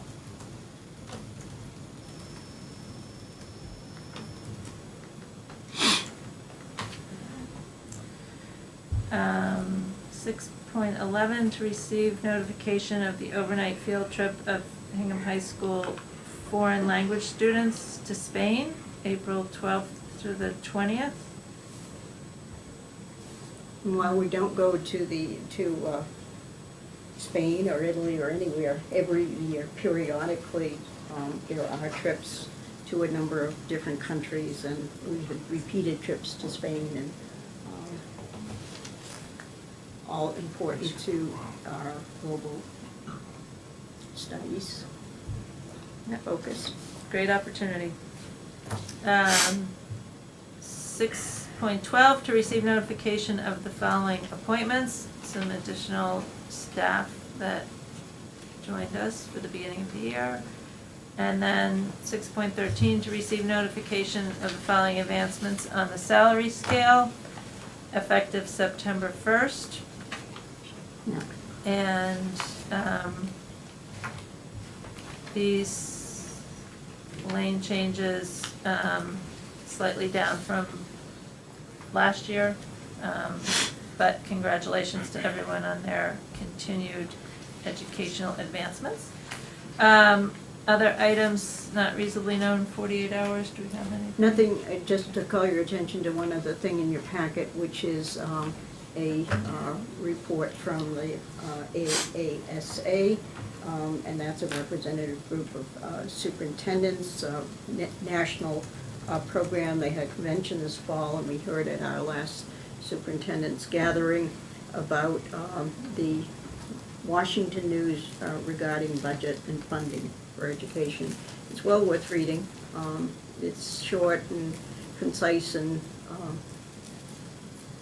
discouraging, but it is information that you should have. Okay. Thank you. And then subcommittee and project reports. Policy, we are planning to meet with John specifically the first couple weeks of October to, we haven't set the date yet, but to start a review of section 4. And then we've also had a few requests, not just to policy, but to a couple other subcommittees regarding items, I guess I should say, or things that are to be placed at the high school in dedication to someone or in memory of someone, that kind of thing. So we're trying to organize an efficient way to address all of those. And that may coincide with long-range planning as well. Long-range planning, that'd be... Long-range planning hasn't met. The Foster School Building Committee had our organizational meeting September 13th. Meet and greet the new members. Linda Hill is chair. Ray Restes was unanimously as vice chair. We are meeting tomorrow, so I should have a little better idea of a report for you all on October 10th. Okay. And tomorrow there'll be a presentation of, from Power Engineering on what we need to do to evaluate the site at Foster. And those meetings are public and posted in this room. Okay. Community outreach, the next meeting is October 26th at 11:15.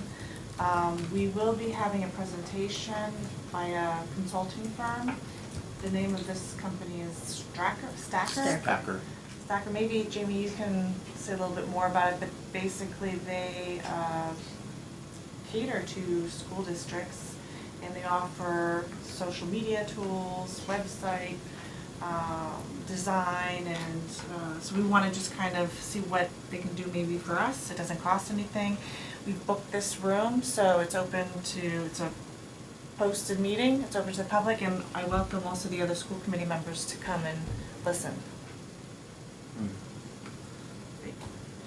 Salary negotiation will be meeting tomorrow to continue negotiations, and then Monday and Tuesday, October 2nd and 3rd, with the other bargaining units. Yep. Okay. And special ed, as I mentioned earlier, we're in the process of scheduling a meeting to follow up on the middle school evaluation and also do an update on the working plan chart and the next steps on those items. Michelle and I also attended the September CPAC meeting, and there's some changes in the CPAC board with 2 resignations. Courtney Orwig as co-chair and Beth Coyce as treasurer resigned, so they're going through some transitions. But some good news with CPAC is they've been doing some outreach to each of the school principals. And so the CPAC liaison for each school met with the principals to see how they could work together for the year and had some really good positive activities. I don't know if you want to add anything, Jen. But just had some good brainstorming, but Michelle, you can. Because I attended the middle school meeting of the liaisons, and it was actually, it was a good meeting. They just got some good information going back and forth and some good plans on how to, the biggest takeaway that I got was that there's going to be some communication to parents to sort of beef up the involvement of all students at the middle school in all of the extracurricular activities that they have, but particularly kids who learn differently, so that they know that there is para support if they do want to stay after school for different things. So that was, I think, the more they could get more inclusion for everyone in those programs, I think would be for the best, so. And equally well received by the principals, who thought they were very worthwhile meetings and positive and good relationship building as well. And we're in the process of trying to figure out a date to meet with Liz O'Neill for out of district. Because we're gonna do the same thing with Liz O'Neill about being able to communicate better to out of district parents, make sure that they're aware of opportunities in town. And that's something that we have never done, which I think is awesome. But we just haven't been able to drive our schedules yet, so that's coming. But if any of the three of you want to sit in on that, it'll be myself, Katie, Liz O'Neill. Great. Mm-hmm. Good idea. Good. So we will, and as I had done before, we'll include the workload chart with CPAC when we have the next update. Are we gonna get an update on the middle, what's going on with that? When you said that you were gonna talk about the